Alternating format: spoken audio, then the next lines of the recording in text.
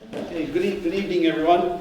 I'd like to take a moment to start. I'd like to call the meeting to order. It is now 6:11 p.m. on Wednesday, March 30th. I'd like to take a moment to introduce everyone at the table here, and then we'll talk about everyone around the room. First is Mike Jerome, Tom Irwin, Mitch Thacker, Clerk Karen Schmidt, Vice Chair Jeff Noble, Chair myself, Bill Dressine, Susan Carol Lombardi, and Kara Smith. Okay, it's been a long rush here. I apologize, everyone. We have 3 members of the school committee. If you just take a moment and identify yourselves, I'd appreciate it. Richard Peterson, the Chair of the Finance Subcommittee of the School District. I'm Leslie Blake Davis, I'm the Superintendent. And I'm Gregory Boyle, I'm the Director of Finance. Thank you very much. We have Tom Hutchinson in the center, and if you, Sabrina from Hyper. Thank you very much. So what we're going to do is generally the first order of business are minutes. We don't have minutes to discuss this evening. We'll have to take them up in our next meeting. I think generally that's down somewhere in June will be our next meeting. So we're going to get a little bit of a break. The next thing order of business I'd like to take up is the Central Berkshire Regional School District budget. We have 3 members of the school committee. They're going to be so kind to explain it to us. Do we want to have a motion and have the explanation under the? Okay. I'd like to. If you make the motion. Yeah. If you make the motion, would be good. I would like to make a motion to approve the budget for Central Berkshire Regional School District, Department number 310, adopted, consisting of operating budget of $8,521,913, transportation budget of $363,721, and capital budget of $1,298,313, for a total budget of $10,183,947, an increase of 2.34% from the prior year. I'll second that. A motion has been made by Jeff Noble, seconded by Tom Irwin, to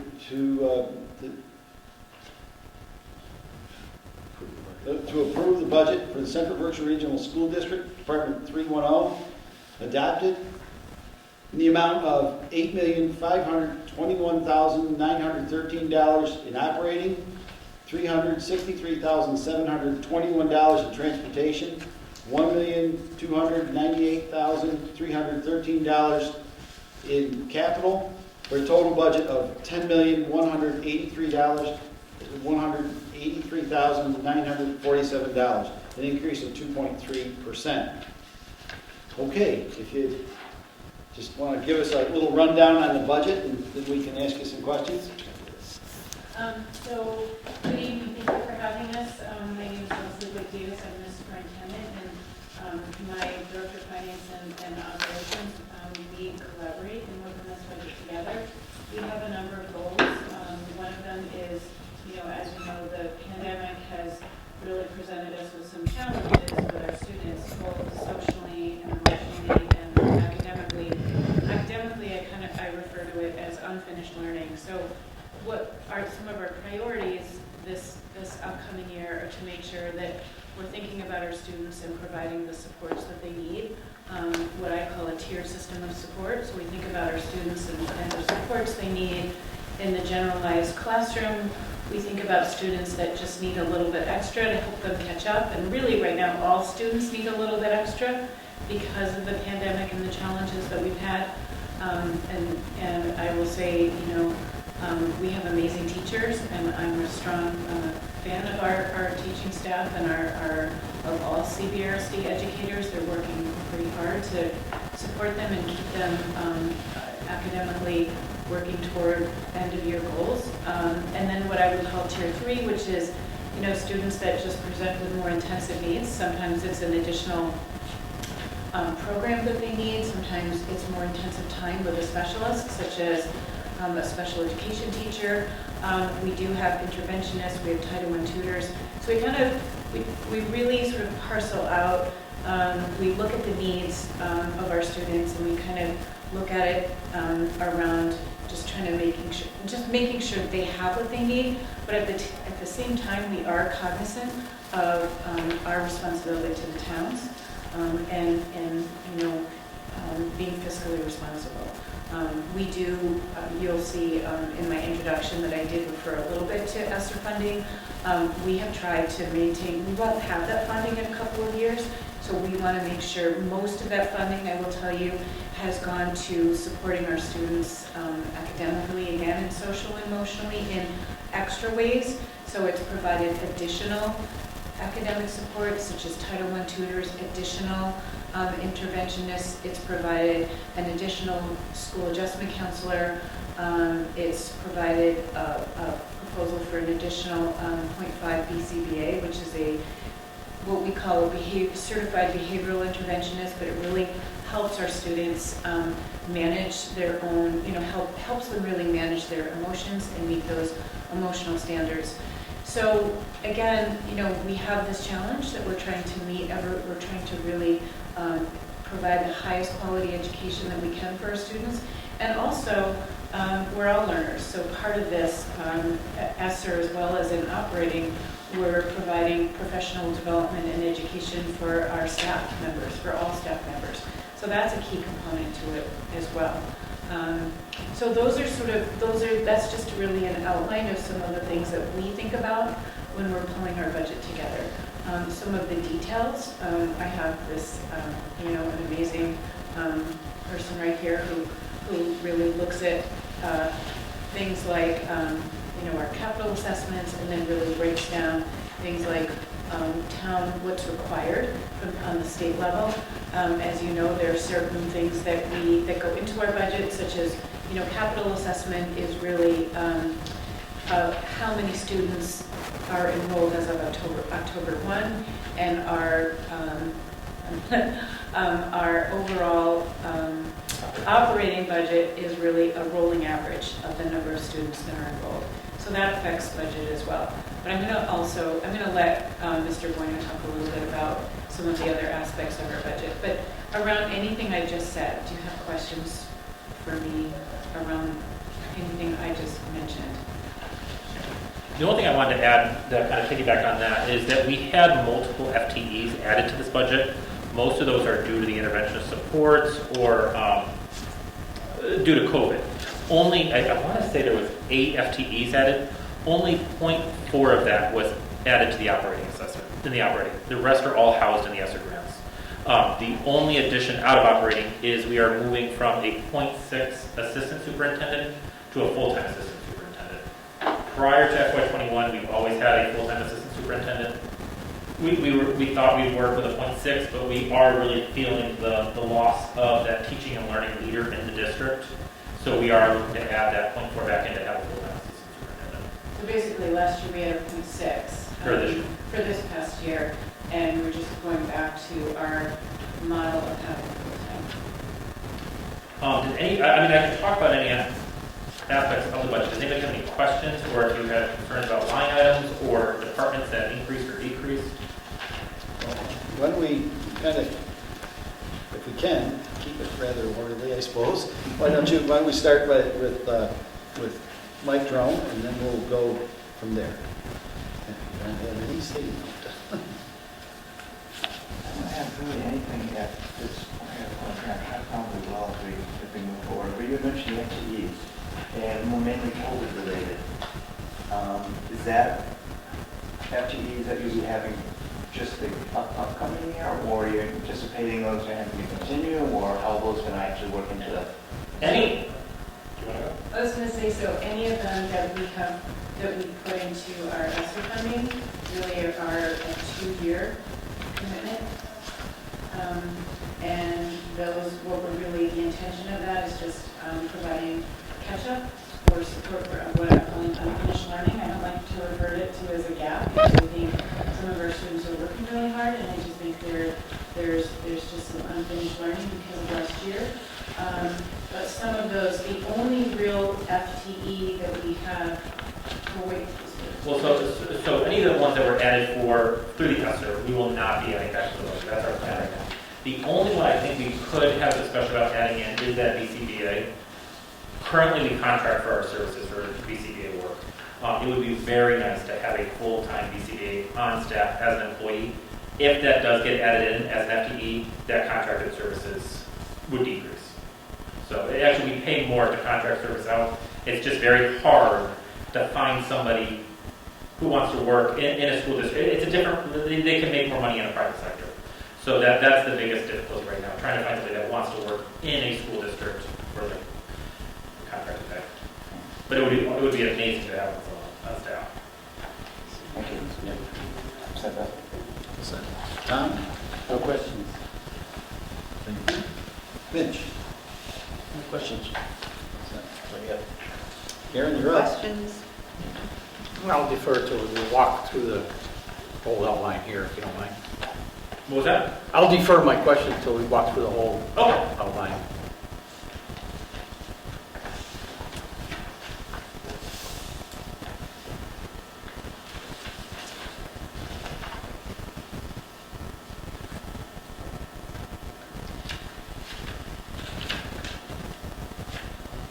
You don't have questions?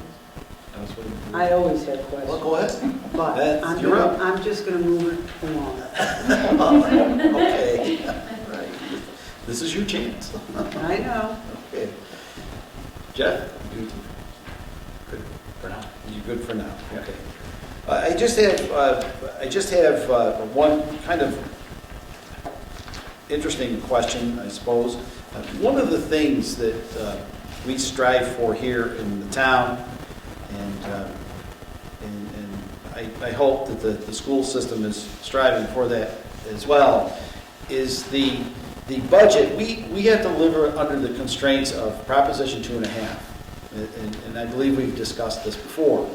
And those are some extremely tight constraints, plus new growth, which is just simply not happening. Even though the value of people's houses rise, that's not new growth. New growth is, as you know, this is a kind of a bedroom community on steroids is what it really is. It isn't really like an industrial hub or anything of that nature. So we rely extremely heavy on residential taxes. So that's why we struggle to stay within those confines. So I see that your overall operating budget this year is 3.7%. And over time, we've kind of looked back at it, and when you average it out, it always ends up to be somewhere in the vicinity of 2.5%. Have we been working in the direction of trying to land it so it's pretty close to that each year, or are we getting a lot of things that are kind of flying up at us like we did this year? Is that kind of what's happening with this? So two things that are a little bit different for us this year. One is our health insurance was an 8% increase and it's been 0. So that was a big change for us this year, and another big change for us since we're in the negotiating year. And really, the bulk of our budget is teacher salaries and insurance. Those are the big things for us, and those are.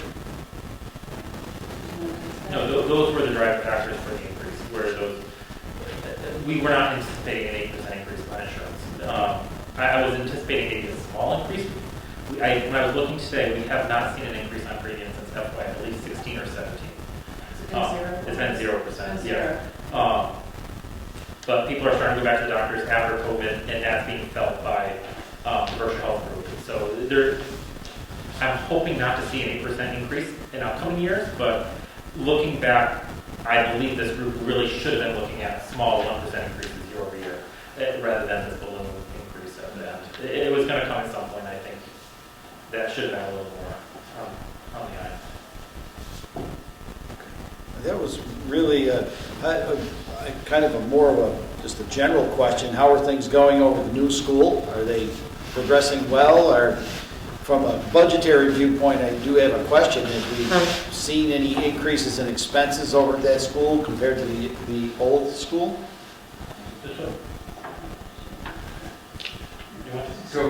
Yeah, I'm also the chair of the school building, co-chair of the school building during the South Callahan. And we have seen an increase in the electrical service costs at the new school over the old school. There's quite a bit of increase, but that wasn't anticipated because of electrification and all the electronics that are in buildings now. Even though we have LED lights, we also have the solar panels on the roof there that haven't quite, we haven't seen the benefit there, but we did see an increase in electricity costs for that. With respect to how the budget is going, there's the contingency funds that we have, and quite frankly, the contingency money, according to our owner project manager, told us that 30% of the contingency money gets eaten up in the ground when you're digging the holes for the school. And in our case, we had almost zero. We basically had, I think, a $1,000 barrel. That was the cost of our contingency. So we are really one of the best schools that they've ever built with respect to contingencies. We just barely scratched our contingencies. So we're really looking really good at coming quite a bit under budget, so which is a really good thing. So as far as the plan's going, everything's going to plan. COVID was a benefit for us because the school wasn't occupied, so they were able to go faster. But then it was nipping at our heels with respect to supply chain issues at the end. So there's a punch list that's hanging out right now that, it's hard to get done because of COVID supply issues. We're still looking for some appliances and things like that are just a garage door, for example. It's been out there a year. We've been trying to get a garage door for conservative. So there's a couple things hanging out there. But for the most part, it's just really ticky-tacky stuff. And they're working through punch list right now. And really what's left are the fields. So the school is really doing well with respect to budget. For sure. As student-wise, and faculty staff-wise, if you haven't been inside the building, it's jaw-dropping. It's really beautiful. But not only is it beautiful, I think you'll find that the students are, there are more collaborative spaces. The students are settling in, they're happy. They're just thrilled with their new space.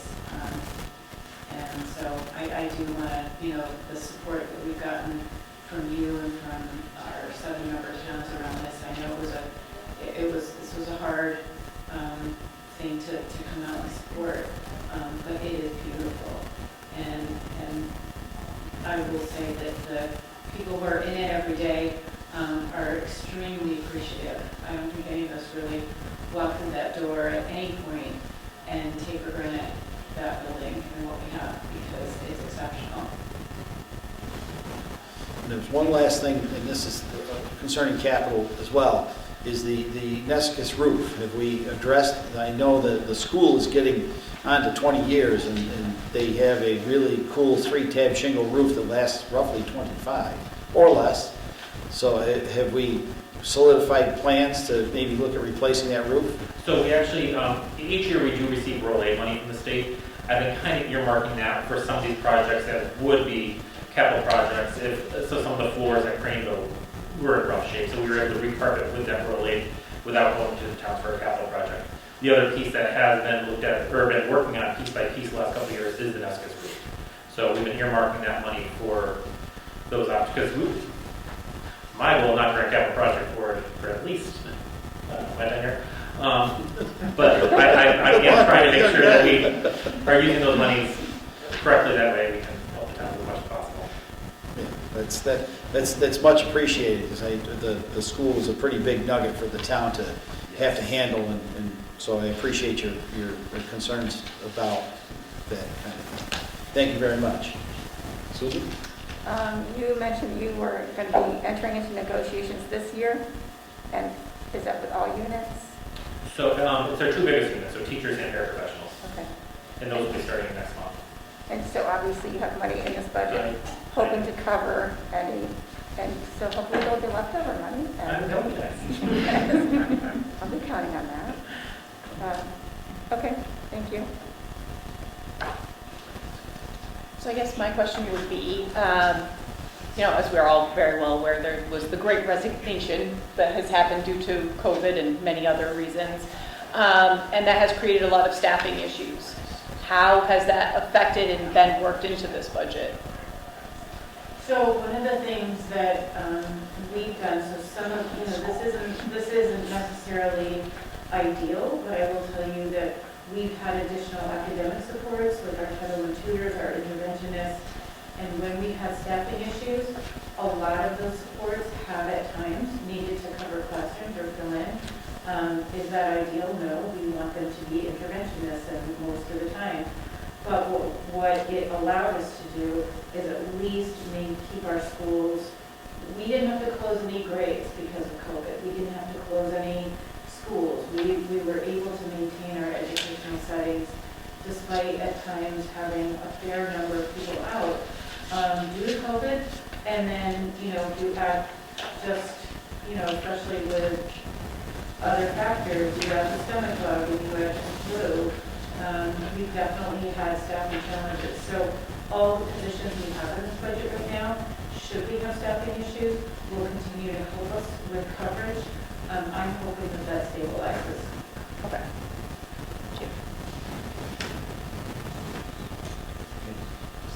Are those all the questions we have from the committee? I'd like to hear a presentation how we got through the various line items here. Can I ask one background question? Can you tell me whether the student population or teacher population has increased or decreased over the last couple of years? Has it been stable? So over time, I would say we're very slightly, we have a slight diminishing in our population. One of the things that we're working really hard to do is our numbers up at the high school, like 10, 11, and 12, our high school is pretty much to capacity in 10, 11, and 12. We just opened grade 9 for school choice. So one of the things we're doing is we're working really hard to open school choice so that we can build that way. But I would say over the last couple of years, over longer than the last few years, I would say we've slightly diminished. Right now, I would say we're maintaining.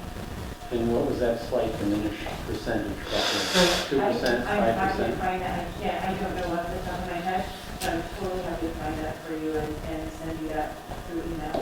Mm-hmm. And the teacher population, that's remained stable over the last 5 to 6 years? You mean like The number of teachers? Yeah, I mean, we have more FTEs in some ways than we have because we've added some FTEs through ESSER funding. So we actually have more right now than we've had in the past. Mm-hmm. What areas have those FTEs been applied to? Is there a particular area or need? So early literacy has been a big investment for us. Okay. As you can imagine, that students who really, where we had a hybrid model of learning, or at times when we had to go remote, this is last year, not this past year, but the year before. A lot of our academics, students were able to maintain some of their academic growth, but it is very difficult to learn to read with remotely. It's just, so we've really invested in early literacy and I would say early numeracy. So we'll have an interventionist that's specifically for literacy. We'll have an early literacy. We have an interventionist that's very specifically for math, and these are at the elementary level. We do also have an interventionist for math, specifically at the high school, because that's been an area where of need, and I'm seeing some significant progress because of that. So it's hard, high school also. So we have that early literacy urgency around that. And then in the high school, we want to make sure that before they graduate, they have the skills that they need to have in literacy, numeracy, and science, but also we're responsible for helping them pass the MCAS and graduate now. And what is the graduation rate from this high school? I'm going to have to look at that for you. There is a particular link. So every school has a profile. Every school across the state has a profile, and I can send you that link, but I can send you specifically those. And it will tell you the graduation rate. It will give you information about percentages of students and where they are in terms of their MCAS data, ELA, and math. So every school has a profile. Off the top of my head, I don't know, but I'm happy to share that and send that information to you. I would appreciate that. Yes. I would rather the number rather than the link. I'm happy with that too. Fine, thank you. That's all the questions I have. Just had a quick question. You mentioned school choice, we may be opening up in grade 9. What revenue do we get? I noticed obviously there's no revenue projected for 2023. Per student roughly, what do you normally see for local revenue coming in?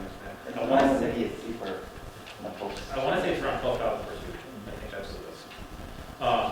So actually, we are anticipating revenue. We're, what you're seeing on that page 6, we're not using any of that revenue to offset next year's budget. Okay. I do think we're going to need that in the coming years. So I was hoping that, I'm thinking even if we're looking at 2024, we're going to need that revenue again. So that was our hope, to have it for the future years.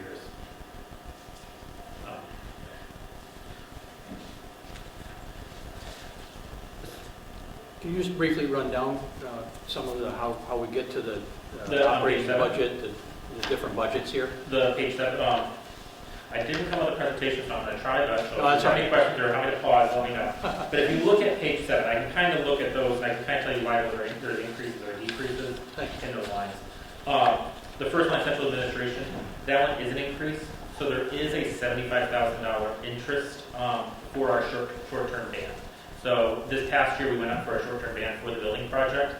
At the completion of the budget, or at the completion of the project, we'll go up for permanent bond. You'll see that with that increase. I know we talked about the capital assessments a couple of years ago. We talked about a 20% that we kind of didn't go out to bond for. We didn't know where the actual project was going to come in. So we will see that in at the end of the project. At that point, this interest will come out of the budget. So it's in there now, but once we go out for permanent bond, it'll come out of the operating budget.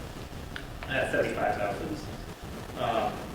Technology, we are looking at replacing, our technology director would be right with me right now. I believe they're access points, so it's for the Wi-Fi in our building. They have not been replaced in recent years. We do get E-rate reimbursement, so we are only paying a portion of that. I think we've been lucky that they haven't needed to be replaced in recent years, but it is something that Wi-Fi pretty much became part of the curriculum that's needed in the building. So that is a one-year program, so you won't see that in the future years. District-wide, there's two things happening there. One is that .4 of the assistant superintendent is actually labeled as the director of teaching and learning rather than assistant superintendent. So I kept that in the district-wide line because that's really the role of the director of teaching and learning. The other piece of that is our charter school assessment increased. So we both get revenue and we have an assessment. If you look back on page 6, the reimbursement went up a little bit, $31,000. The assessment, I want to say, went up closer to $100,000. So that is a big running factor in that district line. The next two you'll see decreases. One is on the instructional line, elementary, middle, and high. That is because the interventionists and then any preschool salaries have been removed from the operating budget.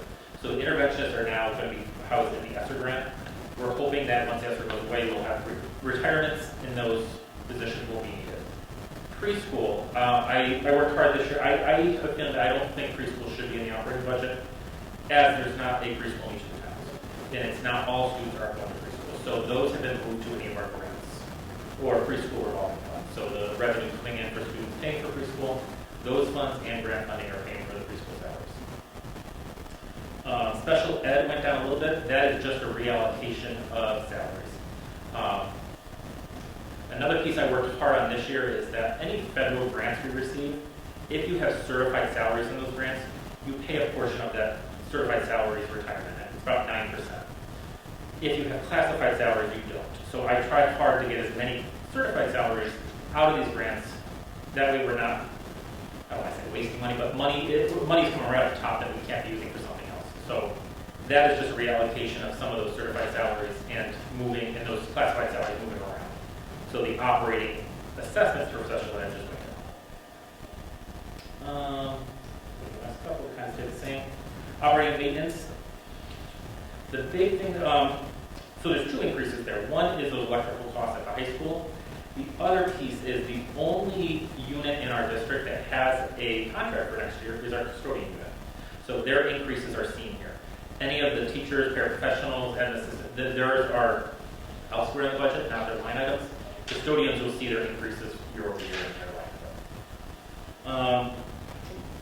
Last piece is benefits, and we've already talked about that. What was that increase for the custodians? I want to say it was 2%, Thank you. but if I'm wrong, I will email you. Okay. That last line, benefits line, that one's pretty much how our, the insurance we spoke about earlier. Yeah, yeah. When you, your OPEB trust, how is your OPEB trust looking? Are you making progress on getting to it? Getting to it is a different, I don't know if we're ever going to get to a OPEB,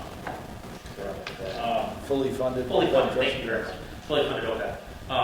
I will say that it has been doing very well the past couple of years, and it did get us to a good place with our bond rating for the project. That having that OPEB trust and the fact that we were funding it really did help us get to a really good rating for the bond.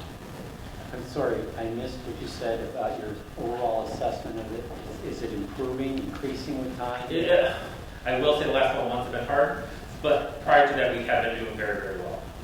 So we're hoping it's going to turn around next couple.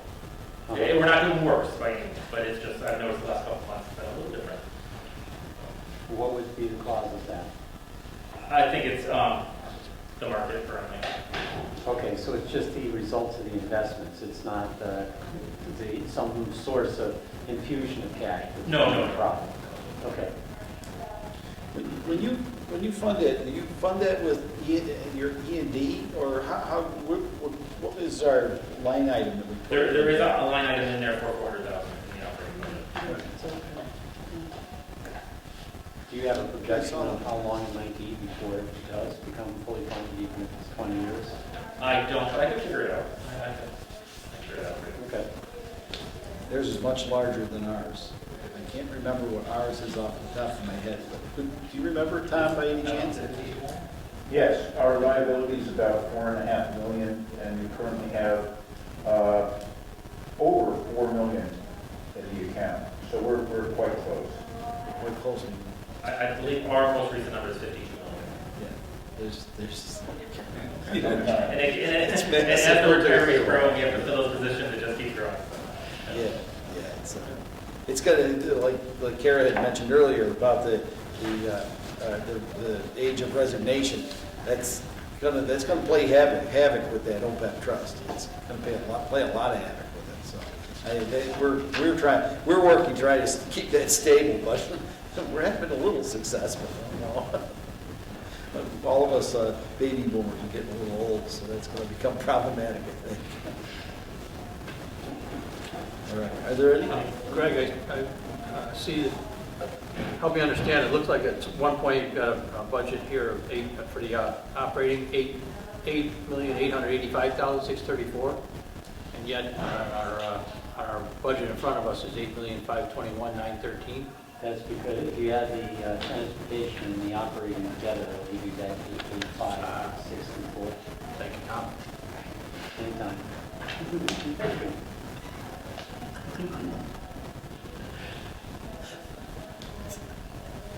We need to get in the chair. Working on it.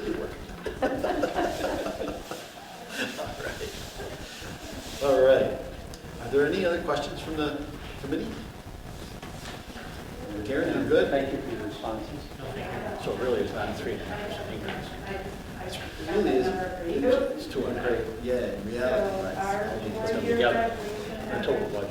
Yeah, so it's actually, I was going in 92 the one direction. And the state is 87.9.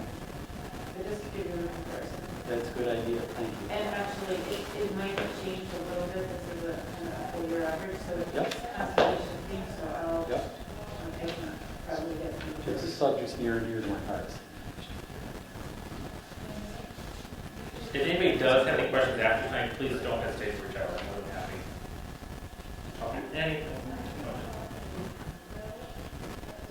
This is, just to let you know, it's excellent to have the people that are involved. We have school committee members that can come in, but they're involved in a great way, but having the people that are kind of how to put it, in charge of it is very important for us. So we can, when we ask the questions, we can get answers and that kind of thing. So it's much appreciated that you were able to make it tonight. We appreciate it too. Yeah, we're happy to be here.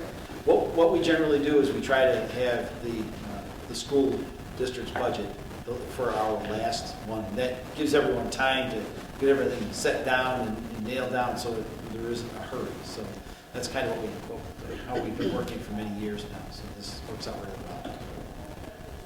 Are there any other questions come before the school committee or school representatives?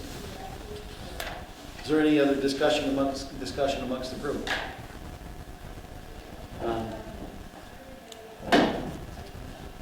The overall increase is 2.54%, and I appreciate the explanations that were given. My concern is that the town sustained a huge increase when the school budget was passed for creating a new school. And I'm sure I reflect a lot of folks' concerned that this is pushing the budget even higher for folks on fixed incomes, which was one of the big issues when the high school budget was being proposed. So I just want to touch on that fact and see how sensitive we are, because I can easily imagine that when the town at large hears this, that there would be some concerns. And Yeah, generally once we start bumping up against that 2.5%, that's when you hear you hear the voices. crying starts. Yeah, you said, was it last year or the year before, we had kind of exceeded that, and the committee, the finance committee, had chosen the road of level funding the budget. See, what happens is if we level fund the budget, that just leaves, it's kind of a placeholder. So if the people vote for the level funding of the budget, and it's a confusing way to do it, but it's the only way you can. It's basically saying, no, we don't approve the budget, but we have to have a placeholder. Because at the time that everything is approved, and all of this is done, if all of the other towns in the district approve the budget, or was it's 4 or 7, right? 5 or 7. If 5 or 7 towns approve the budget for the district, then we actually have to come back to the table and approve the entire budget. And we get to approve it whether we like it or not. So that's kind of how that works. So basically what we did as a finance committee was we brought forward, and it was like a 4%, it was a pretty sizable increase. And we ended up, we brought it before the townspeople, and they amended it and brought it up to the full amount. They did it from the floor. And I have, when it comes to that, I have no objections to people doing those kinds of things. Some people think I kind of take it personally, and I don't. It's the will of the people for me. It's this, we live in a really great nation here that allows us to do these kinds of things.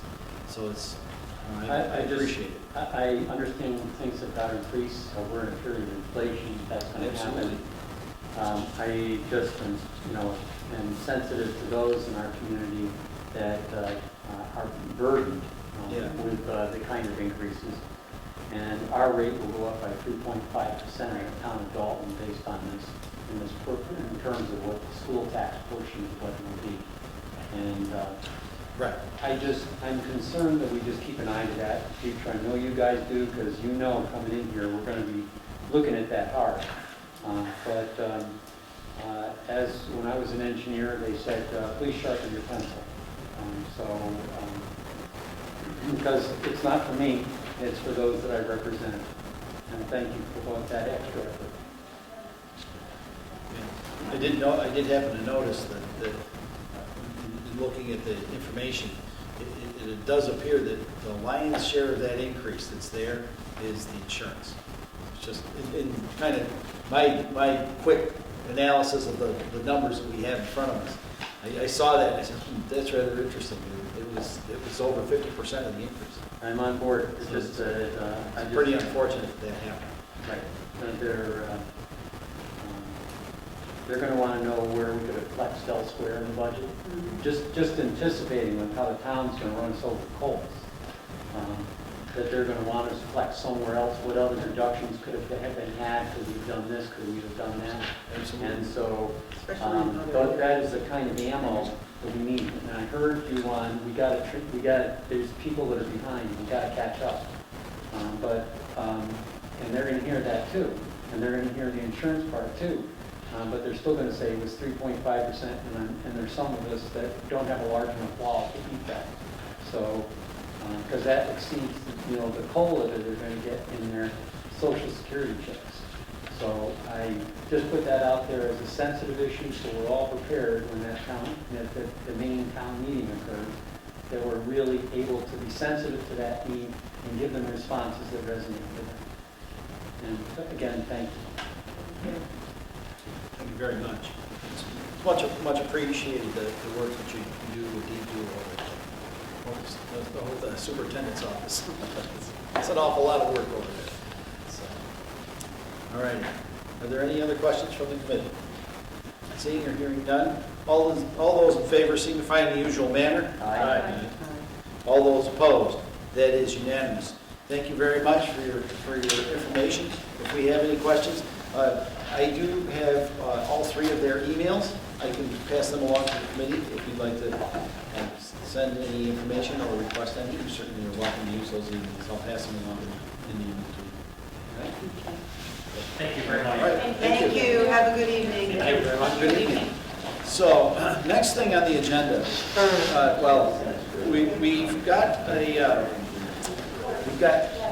is the cemetery thing is worked out or is it not? I feel that the cemetery budget got lost. Okay, for what? Unless somebody can just has something stating that we did accept it, I don't think we did. Just let her. Because the last time it was mentioned that I could see, and this is going back to March now, after listening to it, was we don't have the minutes, so it makes it hard for me to really figure it out. March 9th was when Jeff had mentioned that we were just going to move it aside. And yet it was brought up that we had approved it from one of our other board members. So that was on the 23rd, but yet on the 9th, Jeff had mentioned that we're going to talk about the cemetery budget at another time. We just moved it aside. Excuse me, Karen, what do you mean by move it aside? He just said, it wasn't tabled because we didn't even bring it hadn't up. brought it to the We table. didn't We even hadn't bring brought it to the table. at that point. Yes. Because we were missing all of the numbers for The salary for the numbers. salaries. Right. Now I do indeed have a budget now with the salaries on it. So there's nothing wrong with just simply taking the budget up again as it is. You won't be breaking any laws or anything of that nature. Yeah, I just wanted to make Right, sure. no. She had like handwritten. Yeah, I'm good it with was that. all, so did we approve on the handwritten? I don't think we I did. don't think we did. I agree, I don't think we did. But you're right, it can't hurt to. It can't hurt to just simply do it again, then we know we have it correct. Good, all right. So I hadn't handed this out yet, only because I was unclear on that. So I was being a little, and then after that, we have an amendment to the town, to the highway budget. We're going to have to bring that, we're going to have to reopen that motion that was taken for the highway budget. And then we have a budget alteration for the engineering budget. So we have to reopen that motion as well. So you'll be in charge of that motion. Sounds good. You're going to have the whole thing. Do you have paper for us, or are we just going to wing it? I'm okay with Well, I winging it, have it really. in my book. I did like make that. extra copies. I'm Yeah, sorry we don't, about that. I don't think copies are copies necessary now. We can maybe get them to everyone If later. they like, does anybody want one? I've got it right Or here. you can write them in. Cemetery, right? Yes. So let's get started. I just want to kind of give us all a rundown on where we're at with this thing, get started, and then the last thing we'll do is I have the articles that'll be motioned at the town meeting. So, all right, let's start with the cemetery. I make a motion to approve the budget for the cemetery, department number 491. consisting of salaries of $72,497, expenses of $22,036 for a total budget $94,533, an increase of 4.25% from the prior year. I'll second that. A motion's been made by Jeff Noble, seconded by Tom Irwin, for Cemetery Department 491 in the amount of $72,497 in salaries, $22,036 of expenses, for a total budget of $94,533. So the only difference of the first view of this thing was the fact that we didn't have salaries and we now do. I think that's what it was all about. That's correct. All right. Are there any questions about this budget? Seeing or hearing any further discussion, all those in favor signify in the usual manner. Aye. All those opposed, that is unanimous. Thank you very much. Everyone. Put this underneath the thing. This is your corner? This is all something. Okay, yep, all right, perfect, thank you.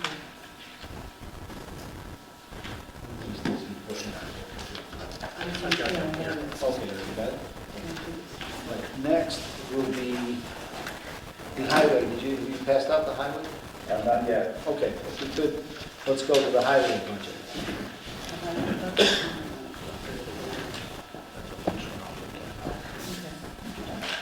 Bill's, do your punch. Okay.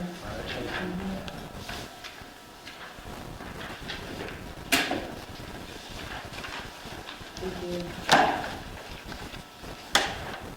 Thank you.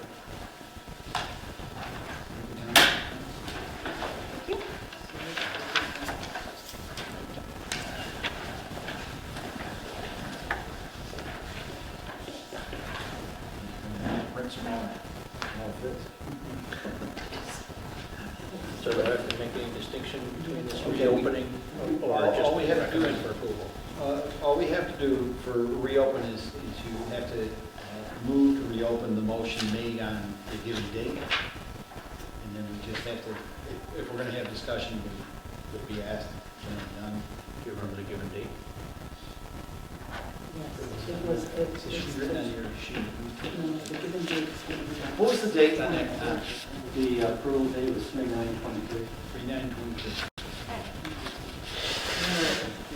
The motion made on 3/9/22. I'll make a motion to reopen the budget for Highway Department number 420 from the approved budget that we reviewed and deliberated on and did everything else with on, what was it, March 9th of 2022. Second. Motion has been made by Jeff Noble, seconded by Karen Schmidt, to reopen the motion for Highway Department 420 that has been approved. All those in favor, signify in the usual manner. Aye. All those opposed, the motion is now open. Now you want a new motion to approve this new one? Yes. Can Oh, I no, ask we don't one have to do that. question? The motion's just open again. Okay. So the expenses increased. Is that the difference between previous and now? I'm happy to present Yeah, the, if you would, Tom, please. yes, first, Bud is sorry he can't be here tonight. He was actually chairing a separate meeting, the Waste Management and Recycling Committee earlier. And he was under the impression that he spoke to the purpose of this earlier and received support for it, but it did not somehow make it into the actual budget. The difference is in expenses line 5301, professional training. The purpose is to provide an additional staff member with, crew member with a Class A license. And this is something that would be paid for by the town. We would include a promissory note that if they left the town after 1 year, there would be a a large percentage that they'd have to pay back, and 2 years a somewhat less percentage, so that I think they have a plan for either 4 or 5 years that they would require some payback for this training. The issue is that we have 2 pieces of equipment that require a Class A license, and only 1 crew member with a Class A license. And it's the superintendent's intention to get the foreman a Class A license as well, in case the crew member is unavailable for a time when we might need to use the equipment. So this is providing backup training for the foreman in the highway department for Class A training. The cost of the training is $6,800. It's been put in as $7,000 as a slight hedge against the possibility of the fee rising. Thank you. And this is training that can be accomplished within a year, or? Yes.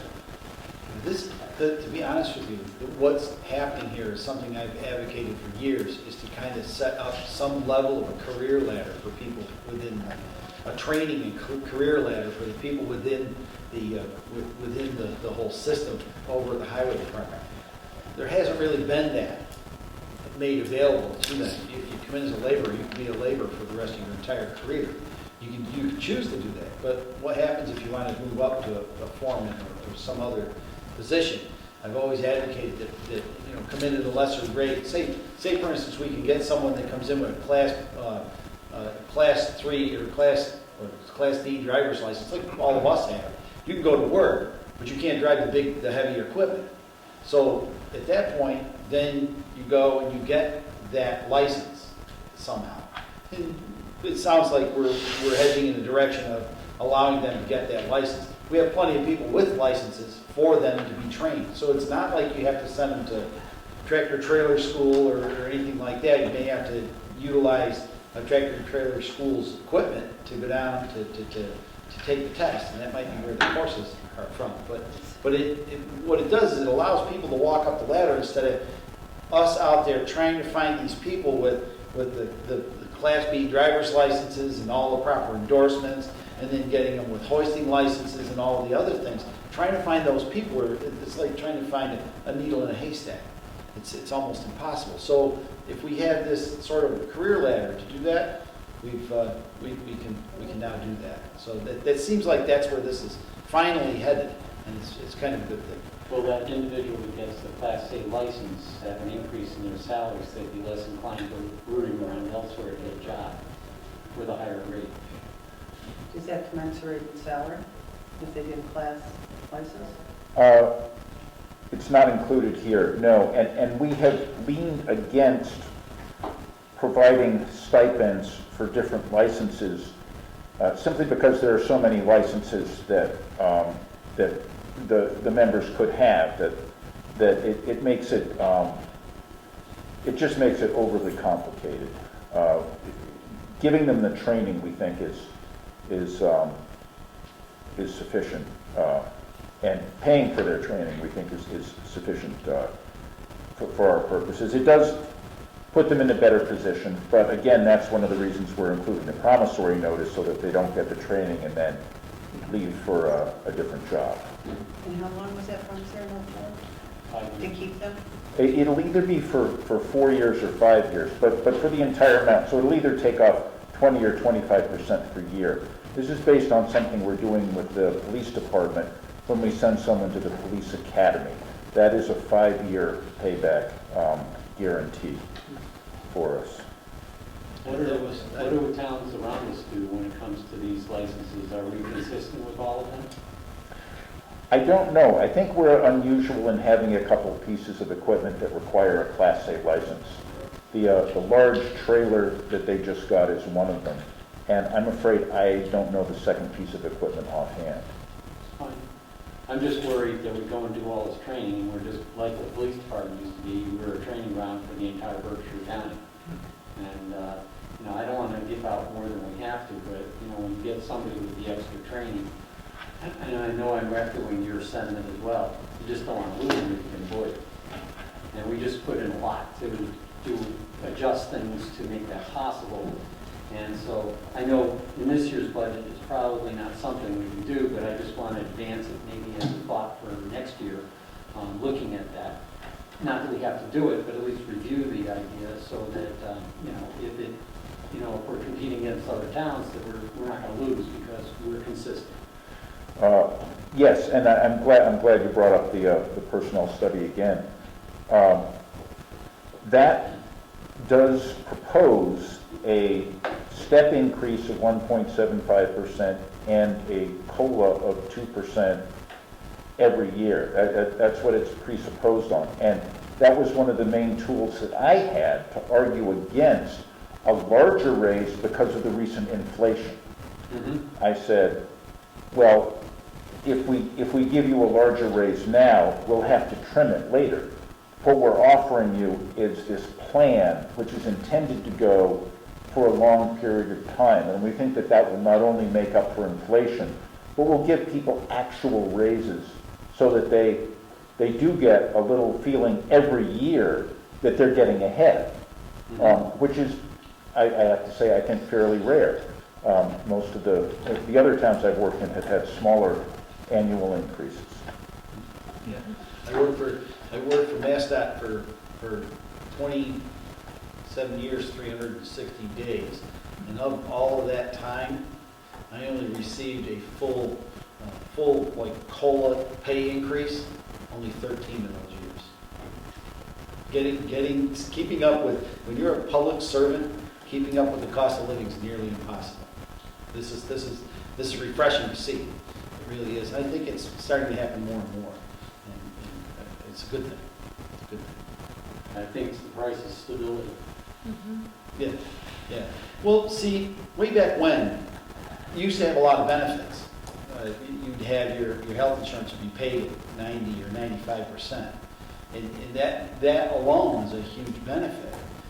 You would have a lot of paid time off and things of that nature that would kind of offset that lower pay. And you could go get a second job, whatever. There's a ton of things that you could do. But unfortunately, a lot of that over time has gone away. It's been negotiated out of contracts. For a lot of years that has taken place. And today, it's kind of coming back home to tell us, you got to choose. It's going to be one or the other, but sooner or later you're going to pay. So to see this happening, it's kind of refreshing. And I like the idea that it's in moderation. Yes. It's not a 10% or 20% increase. Correct. It's 2% a year, gives us something to strive for. It keeps us competitive without going crazy and, overpaying for folks. And it's a good approach. It's a good approach, but I'm concerned about who's going to want to sign the document. What document's that? The promissory note. That's That's Tom's. the That's going to. I key. believe That's that's what your. I'm I worried believe about. Tom's An signing employee the note. comes up and he says, gee, I'd like to try this. He gets it, and then in 2 Right. years, 3 years, he's like, I want to get out. Right. He's stuck paying part of it back. Is that correct? Well, it's I mean, is that what I'm being left with? not quite following Well, he's signing an agreement you. Right. that All right. I got to stay and work here for 5 years because I just got a license paid for. Right. Well, within that 5 years, what happens if that person all of a sudden got a better job with that license someplace else? Now what happens? Does he have to pay it back?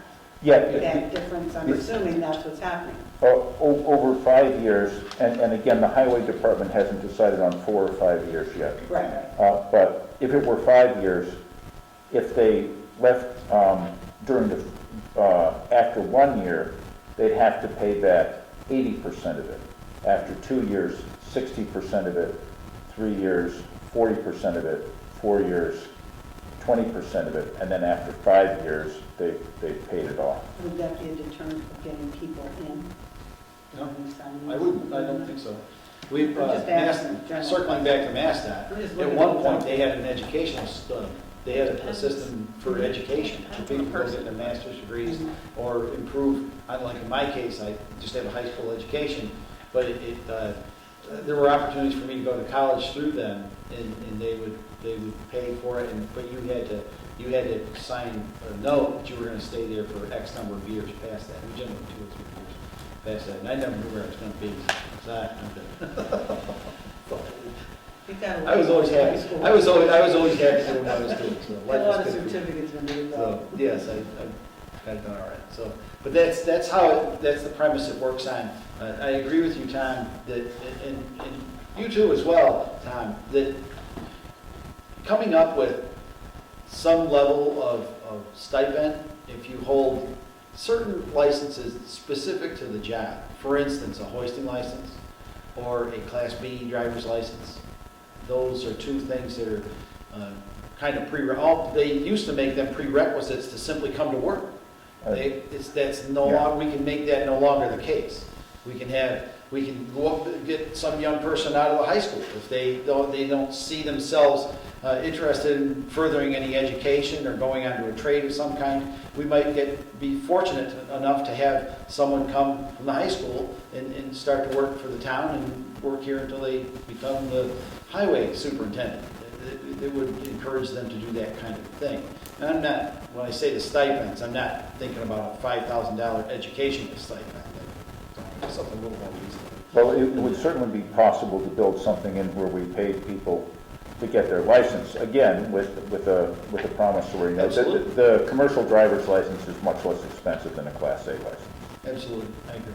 But we should take a look at that and maybe prepare ourselves to do something like that with the union. We have to do all of that with the union in mind, of course. But maybe we can look at, we've negotiated the contract now. It's 3 years, isn't it? Yes. So sometime within the next 3 years. But that's a hiring decision that doesn't have anything to do with current employees. So I didn't. that would be a management policy. I'm happy to bring that to the highway department. Sure. Yeah, just something for us to look at for the future. Thank you. All right. So let's have a reread of the motion. We won't have to second it. We just reread it with the numbers that we presently have in front of us. The motion will be to approve the highway budget, department number 420, consisting of salaries of $331,584 and expenses of $224,524 for a total budget of $556,108, an increase of 18.92% previous year. Motion has been made and was made and seconded on March 9th, 2022. And it has been amended to, the highway department budget has been amended to $331,584 in salaries and $224,524 in expenses for a total budget of $556,108 and 18.92%. Is there any further discussion? Seeing or hearing none, all those in favor signify in the usual manner. Aye. All those opposed, that is unanimous. Thank you very much on the highway department.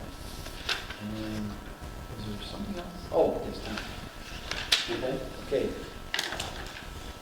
Mr. Chairman, I'd like to make a motion to reopen budget 401, engineer assessment.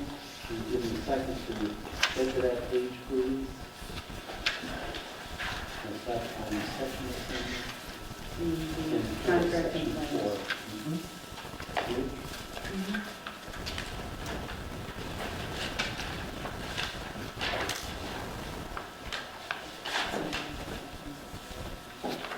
The town engineer budget, department number 401, in the amount of, the budget comprised only total expenses of $20,000, which was level funded from the previous year.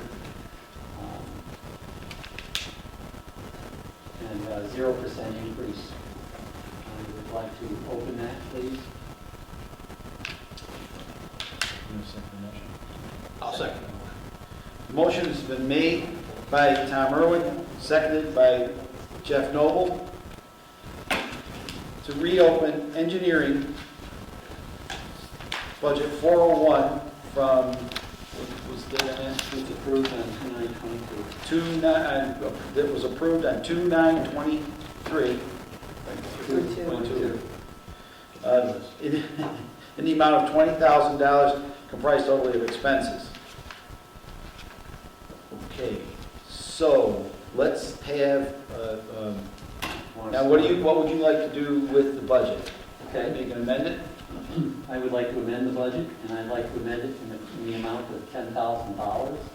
And the reason for increasing it by an additional $10,000 is that the Green Committee needs to do engineering in order to be able to obtain a grant for somewhere between $150,000 and $250,000 to upgrade the furnaces and insulation and heat pumps that are managing the annex and the library in the town hall.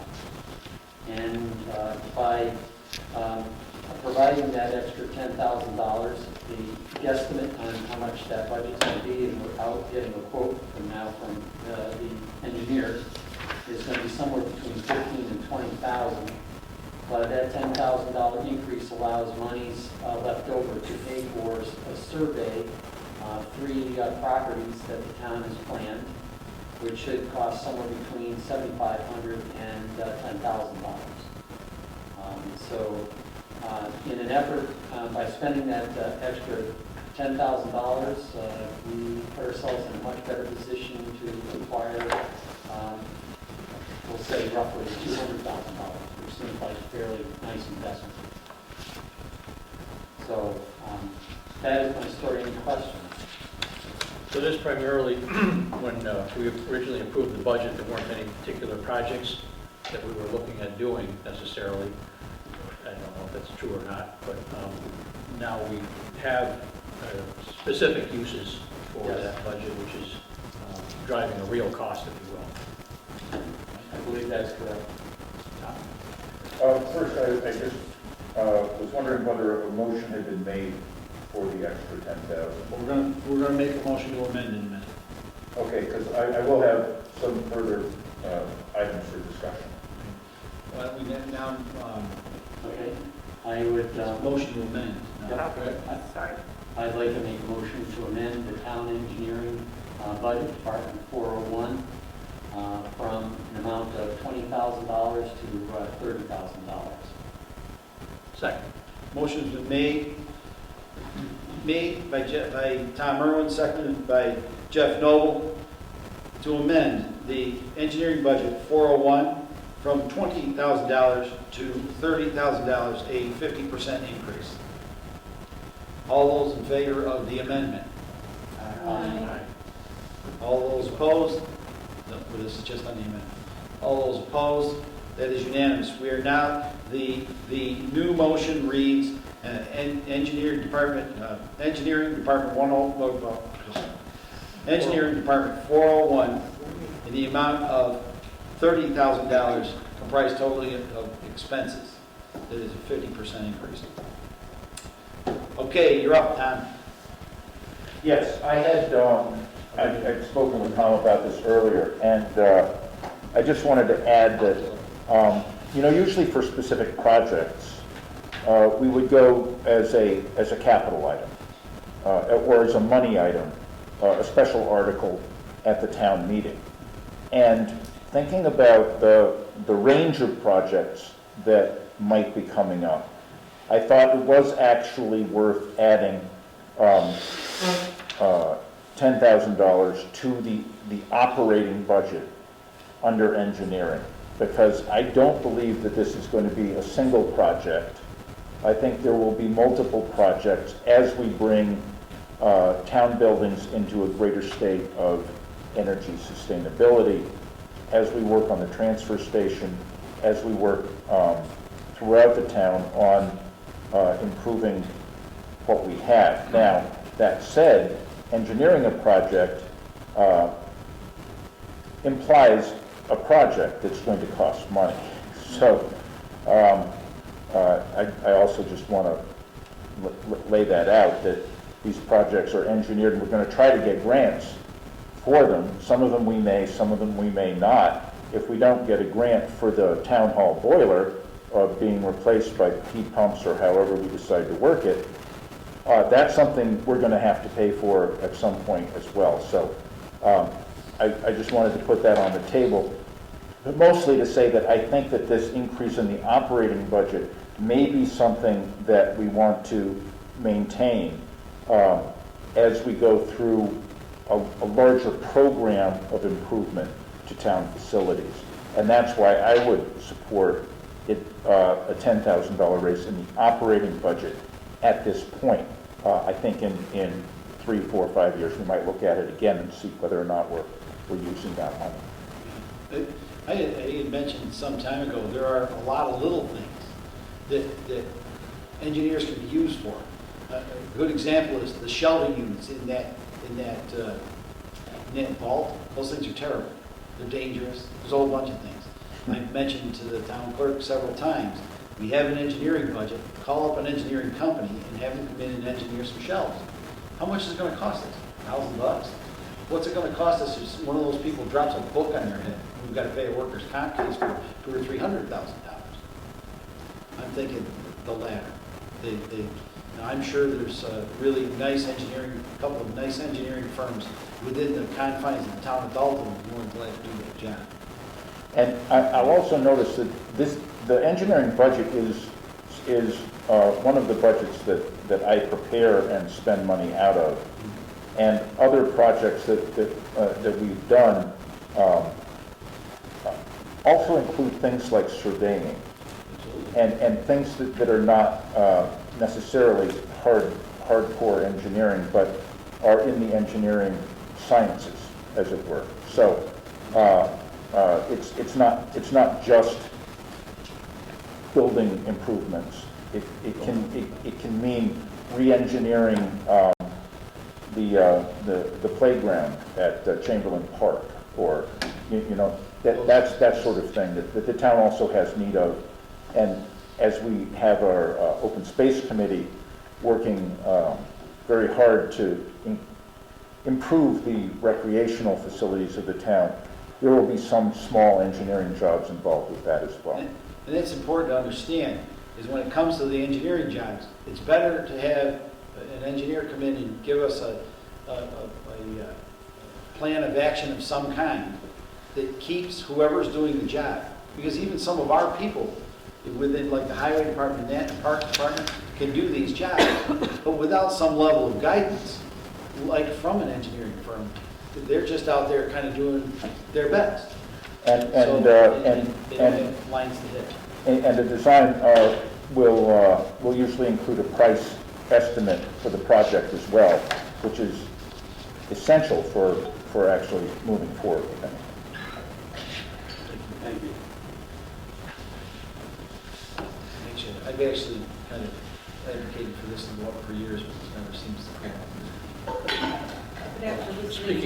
Speaking as a professional in the industry, architecture, engineering, surveying,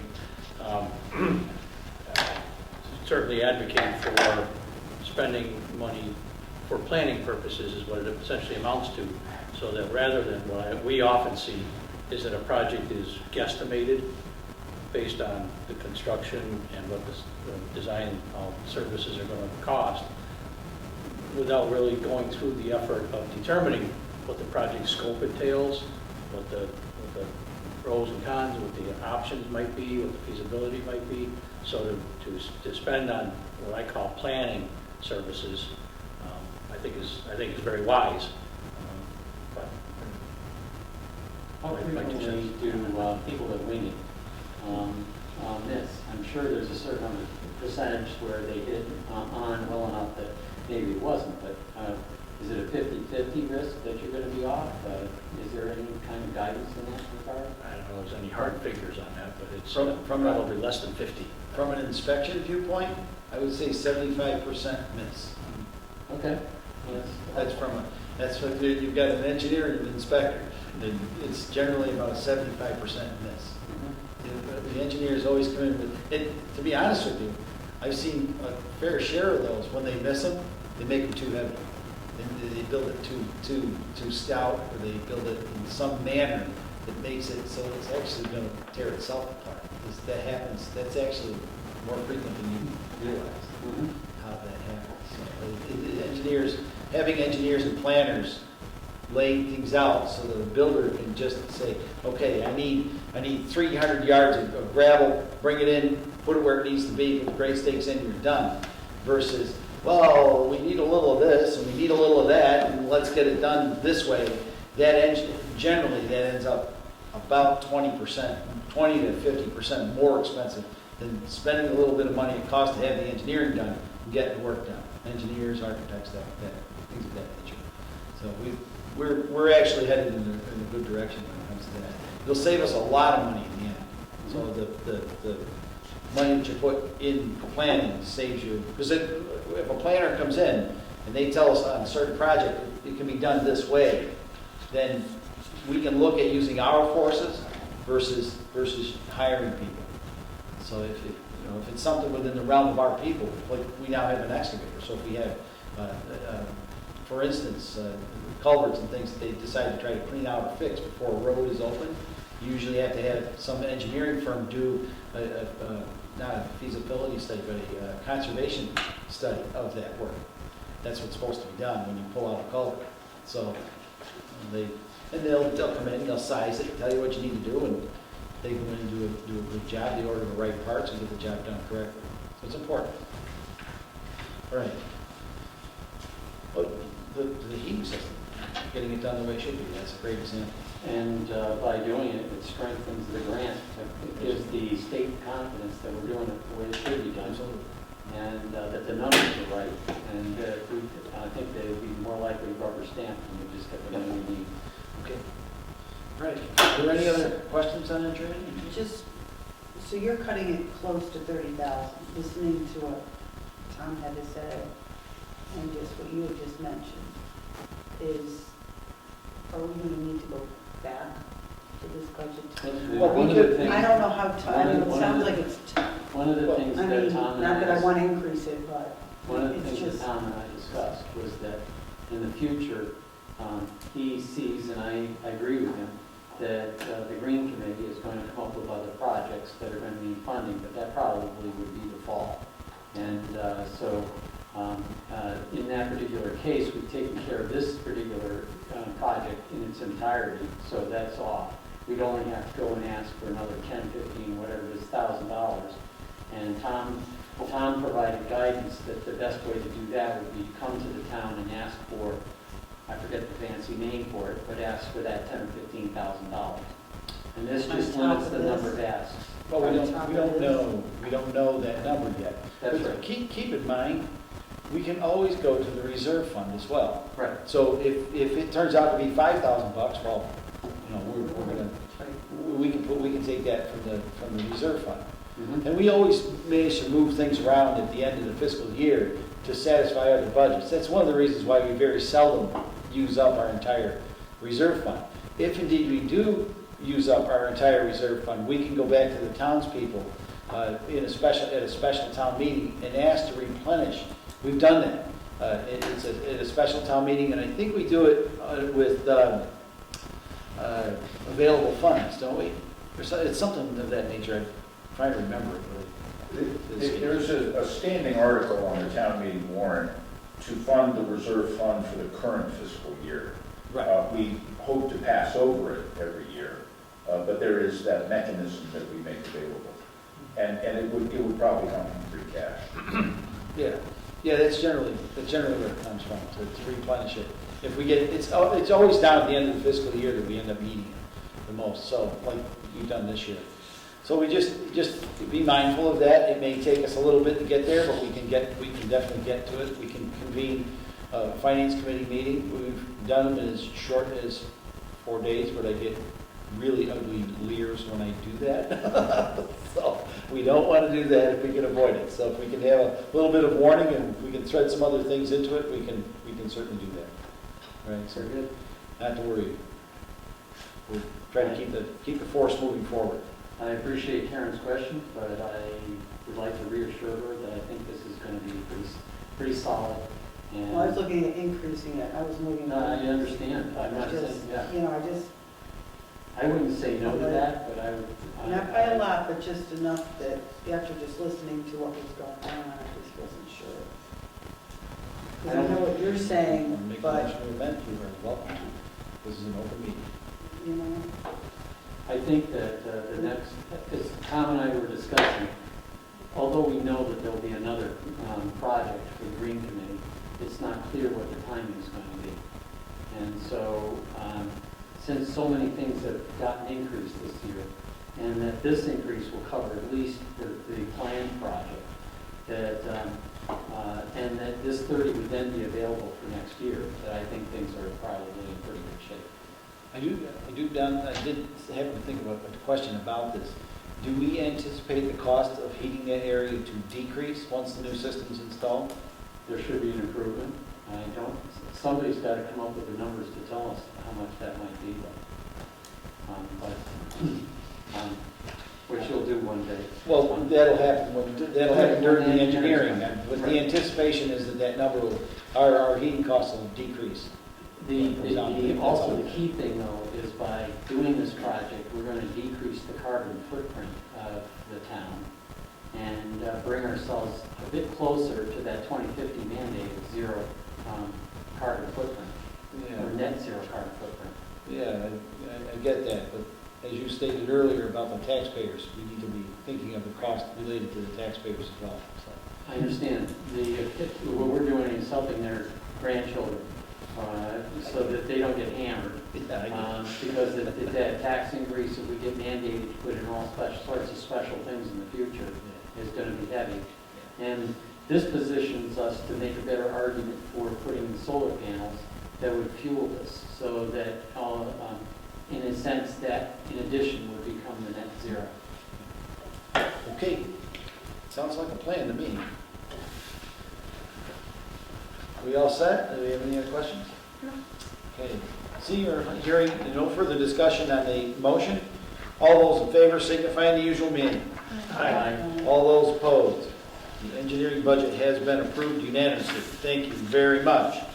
Okay, here we go with the money articles on the, for the annual town meeting. We should be able to get through this relatively quickly.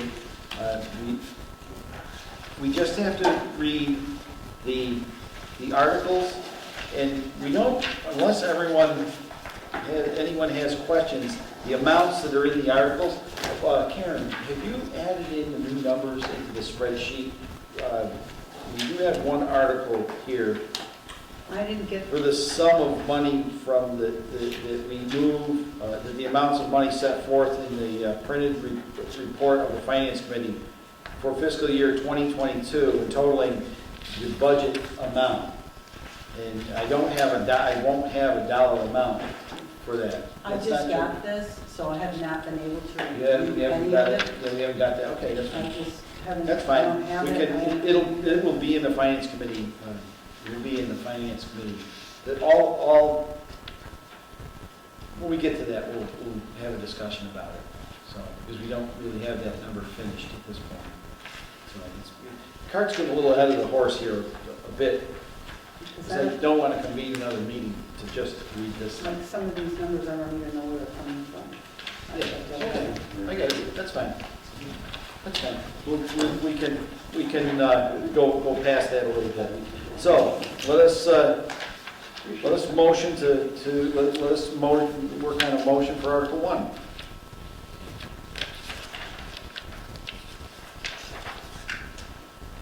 Never remember how to word these. I know it's always a trick. Those are the same numbers from last year. Correct.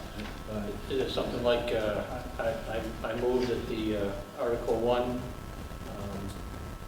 be included in the, what are these, Tom? These are the Motions and explanations Most for of the town warrant? Yeah, this is for the The revolving fund. Article 1 for Article 1, Article 1. read, I move, you want me to read it? Yes. and- Read, I move that the town fix the maximum amount that may be spent during fiscal year 2023, beginning on July 1st, 2022, for the revolving funds established in town bylaws for certain departments, boards, committees, agencies, or officers, with such expenditure limits to be applicable for each fiscal year until such time as town meeting votes prior to July 1st for the ensuing fiscal year, to revise the same as follows. We don't have to read that. As shown on the paper report in front of us. Show me the tape. The table. Do I have a second? Second. A motion has been made with the Finance Committee to approve Article 1 that reads, I move that the town fix the maximum amount that may be spent during fiscal year 2023, beginning on July 1st, 2022, for the revolving funds established in town bylaws for certain departments, boards, committees, agencies, or officers with such expenditure limits to be applicable for each fiscal year until such time as town votes prior to July 1st for the ensuing fiscal year to revise the same as follows. It follows in the table below. These are the same as they have been, these are the same as they've been for years. Do we anticipate them going up, John? Ever? These aren't reflected in the These are tax fairly rate. comfortable in the revolving fund. Okay. So these are not included in the tax rate. These do not show up in the tax rate, correct? These are revolving funds, they don't show up. Yeah, these ones. I was hoping that the transfer station, once we get that thing nailed down, would turn into this. Is that a reasonable expectation, Tom? It's entirely possible, depending on what our receipts turn out to be. We're not going to know for another year or two what the effect of the sale of the community eco power in Pittsfield is going to be on the waste financing landscape. Correct. But I was just, that's kind of been the hope that the whole transfer station operation over there ends up on something similar to this. It's a revolving power. The money comes in, the money goes out, and it never really kind of sees the general operating budget. That's always a good thing to have for us. So that would be nice to do. All right, are there any other questions concerning this? Seeing or hearing none, all those in favor, signify in the usual manner. Aye. All those opposed, thank you very much. Make a motion that we include on the town warrant, Article number 2, reading, I move that the town adopt the schedule of compensation for elected officials for the fiscal year beginning July 1st, 2022 as follows. Moderator, $430. Town clerk, $59,511. Select board chairman, $5,028. Other select board members, $4,000 each. I'll second that. A motion has been made by Jeff Noble, seconded by Tom Irwin, to move Article 2, and that reads, I move that the town adopt the schedule of compensation for elected officials for fiscal year beginning July 1st, 2022, as follows. Moderator, $430. Town clerk, $59,511. Select board chair, $5,028. Other select board members, $4,000 each. Are there any questions about the article? Pretty straightforward.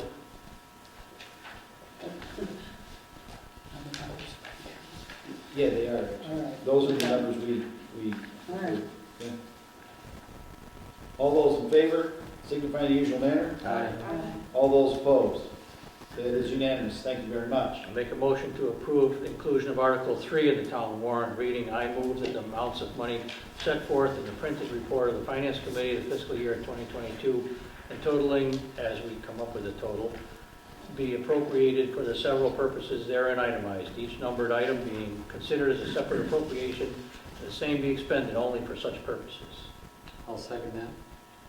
A motion has been made and seconded to approve Article 3 for the warrant that reads, I move that the amounts of money set forth in the printed report of the Finance Committee for fiscal year 2022, totaling an amount to be arrived at a later date, be appropriated for the several purposes therein itemized, each numbered item being considered as a separate appropriation and that the same be expended only for such purposes.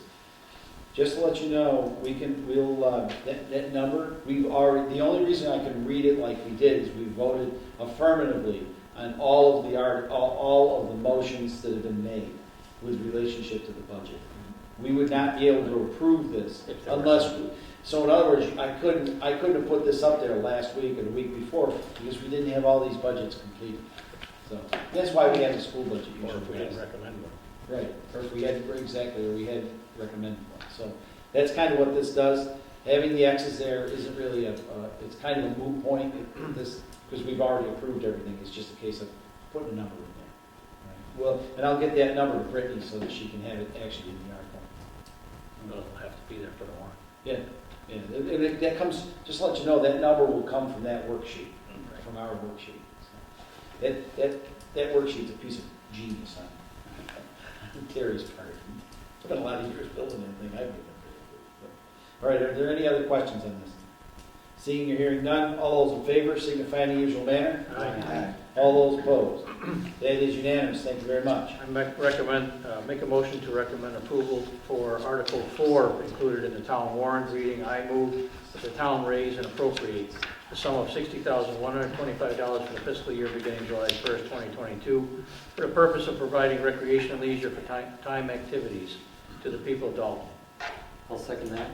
A motion has been made by Jeff Noble, seconded by Tom Irwin, for Article 4 that reads, I move that the town raise and appropriate the sum of $60,125 for the fiscal year beginning July 1st for the purpose of providing recreation and leisure time activities to the people of Dalton. All right, this is that grant that we always send along to the community recreation. And it is indeed a grant, not a contract. Or does that become a contract? I have been speaking with town council about that, and we'll see. Yeah, wouldn't it be a case of where they would have to apply for the grant each year? Isn't it something like that? I remember it coming up in conversation. It's a sticky wicket, I do know this. I'm working with town council. Okay, that's fine. Thank you. All right, are there any questions concerning this? Seeing or hearing none, all those in favor, signify in the usual manner. Thank you. That's unanimous. Oh my God, it's been a long day. It's been a long day. It started at 5 o'clock this morning, and I only had 4 hours of sleep, so. Make a motion to approve inclusion of Article 5 in the town warrant, reading, I move that the town raise and appropriate $8,521,913 for the purpose of paying the town's share of the operating budget of the Central Berkshire Regional School District for the fiscal year beginning July 1st, 2022. I'll second that. A motion's been made by Jeff Noble, seconded by Tom Irwin, to approve Article 5 of the town warrant that reads, I move that the town raise and appropriate $8,521,913 for the purpose of paying the town's share of the operating budget of the Central Berkshire Regional School District for the fiscal year beginning July 1st, 2022. We just did it. Yep, and we approved And we approved that. $8,885,000 rather than $8,521,000. We're gonna- This does not include the transportation expense. We're going to get to that next. Very good. Question answered. Those have You to caught be, me on that earlier. those actually have to be, those have to be two split separate articles. It's a requirement for our warrant, they have to be two. But during our deliberation process, we can include it in the entire thing. I understand. I'm good. All those in favor signify in the usual manner. Aye. All those opposed. That is unanimous. Thank you very much. Make a motion that we approve inclusion of Article number 6 in the town warrant, reading, I move that the town raise and appropriate $363,721 for the purpose of paying the town's share of the transportation budget of the Central Berkshire Regional School District for the fiscal year beginning July 1st, 2022. Second. A motion has been made by Jeff Noble, seconded by Karen Schmidt, to approve Article 6 of the town warrant, and reads, I move that the town raise and appropriate $363,721 for the purpose of paying the town's share of the transportation budget of the Central Berkshire Regional School District for fiscal year beginning July 1st, 2022. Are there any questions? Seeing or hearing none, all those in favor signify in the usual manner. Aye. All those opposed? That is unanimous. Thank you very much. Make a motion to approve inclusion of Article number 7 in the town warrant, reading, I move that the town raise and appropriate $1,298,313 for the purpose of paying the town's share of the central budget, the capital budget, of the Central Berkshire Regional School District for the fiscal year beginning July 1st, 2022. I'll second that. A motion has been made by Jeff Noble, seconded by Susan Carroll Lombardi, to approve Article 7 of the annual town meeting warrant. That reads, I move that the town raise and appropriate $1,298,313 for the purpose of paying the town's share of the capital budget of the Central Berkshire Regional School District for the fiscal year beginning July 1st, 2022. Are there any questions or concerns? All those in favor signify in the usual manner. Aye. All those opposed? That is unanimous. Thank you very much. Make a motion to approve inclusion of Article number 8 in the town warrant, reading, I move that the town transfer $65,000 from free cash in the treasury to account number 132, the reserve fund for the fiscal year beginning on July 1st, 2022. I'll second that. A motion has been made by Jeff Noble, seconded by Tom Irwin, to approve Article 8 of the annual town meeting warrant. That reads, I move that the town transfer $65,000 from free cash in the treasury to account 132, the reserve fund, for fiscal year beginning on July 1st, 2022. We all know what that thing's for. Are there any questions or concerns? Seeing or hearing none, all those in favor signify in the usual manner. Approved. Aye. All those opposed? That is unanimous. Thank you very much. Make a motion to approve inclusion of Article number 9 in the town warrant. I move that the town transfer $200,000 from free cash in the treasury for the purpose of reducing the expected tax rate increase in the 2023 fiscal year. I'll second that. Motion has been made by Jeff Noble, seconded by Tom Irwin, to approve Article 9 in the annual town meeting warrant. That reads, I move that the town transfer $200,000 from free cash to the treasury for the purpose of reducing the expected tax rate increase in the 2023 fiscal year. What would this leave our balance at? What's that? What would this transfer leave the balance at? Do we know what the balance would be left I at, don't know Tom? what free cash is. We don't, at this moment, we don't know what free cash is, do we? Oh, yes, We did get certified free cash. and unfortunately, well, we do, but I don't. Okay, yeah, Sandy's I believe I believe we're spending very close to the limit, that it's about 1.2 million, and we have 1.165 appropriated in this warrant. Okay, follow up on that. Thank you. I think this is the amount we did last year and the year before, Yeah, as well, right? we generally do 200,000 each year from free cash into, To help keep the tax rate. it helps keep the tax rate down. A little bit. The thought process with that amount of money is that it's a grant, we get right around a $200,000 grant for our communications department, so that's why we make sure that goes back to the taxpayer. Yep. So that's generally what that is. This Article 10, that, Article 9 first. oh, I'm sorry. I'm sorry, I'm gonna have myself. All right. Are there any questions or concerns with Article 9? Seeing or hearing none, all those in favor signify in the usual manner. Aye. All those opposed? That is unanimous, thank you. Now, Article 10, Tom, this is usually where we put an increase in the reserve fund if it's needed, right? And you're, To close out the current fiscal year. Right. Yes. yes, And we do not, at this point, believe that that will be necessary. okay. So generally on Article 10, we'll move that we take no action, so if you, But I still have to read, We we still have want to to vote. approve the inclusion of this article, right? yeah, that's why. So I'll make a motion to approve, including Article number 10 in the town warrant, reading, I move that the town take no action under this article. I'll second that. A motion's been made by Jeff Noble, seconded by Tom Irwin, to approve Article 10 for the annual town meeting warrant that reads, I move that the town take no action under this article. Are there any other questions? Seeing or hearing none, all those in favor, signify in the usual manner. Aye. All those opposed, that is unanimous. I recommend approval of including Article number 11 in the town warrant, reading, I move that the town transfer $300,000 from free cash in the treasury in the following amounts to the following stabilization funds.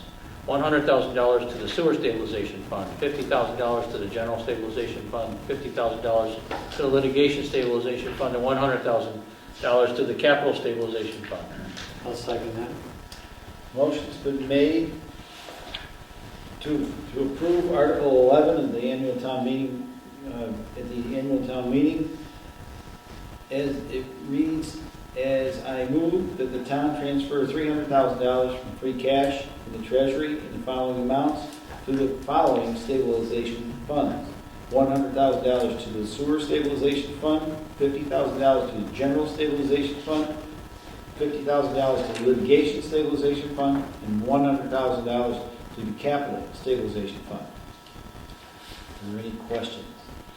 Seeing or hearing none, all those in favor signify in the usual manner. Aye.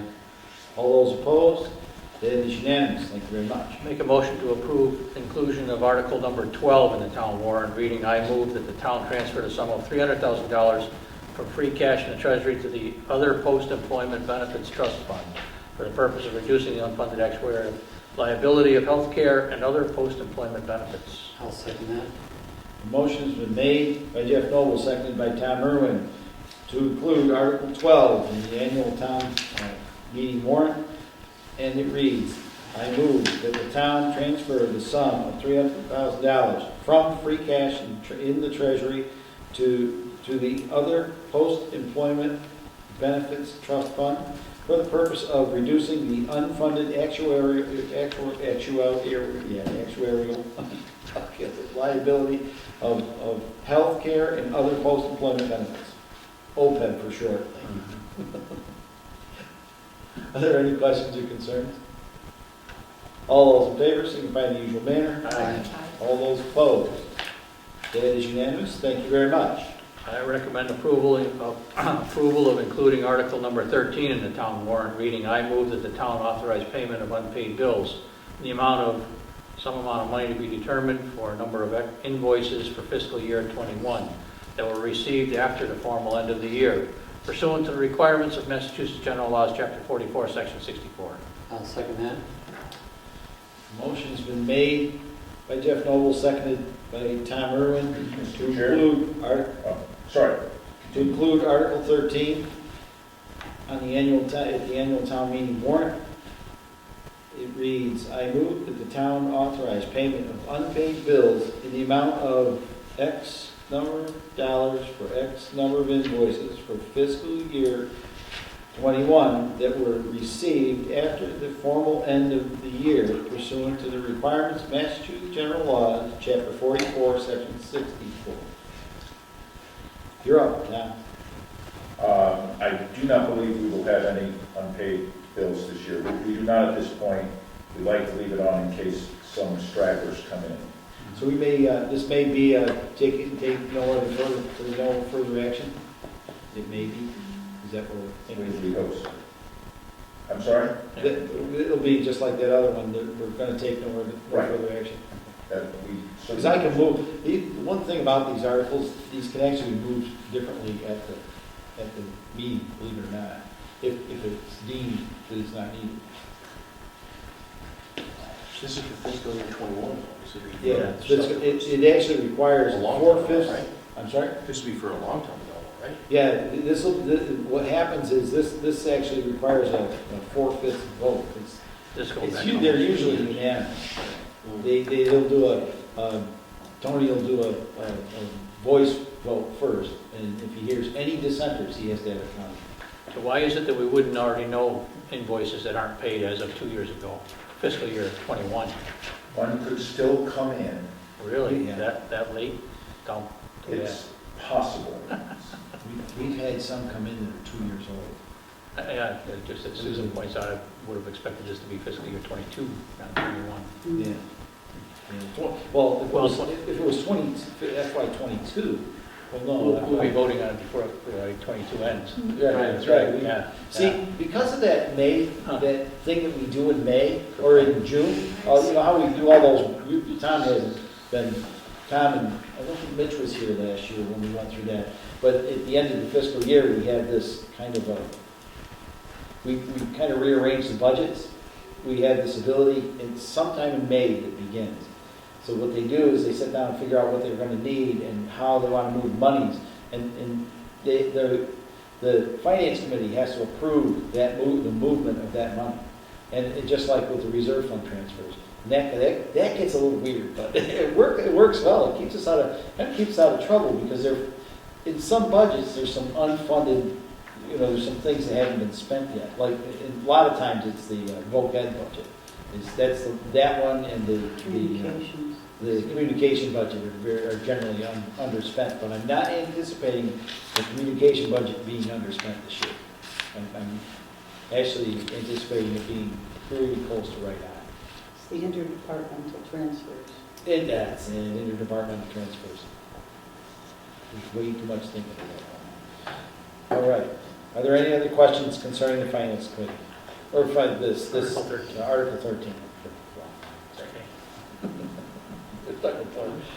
Seeing or hearing no further discussion, all those in favor signify in the usual manner. Aye. All those opposed, that is unanimous. So we flip the page over. Yeah, we don't have anything to do with the next articles. I see the next one comes up, Article 19, am I right? Article 19. All right. Make a motion to recommend inclusion of Article 19 in the town warrant.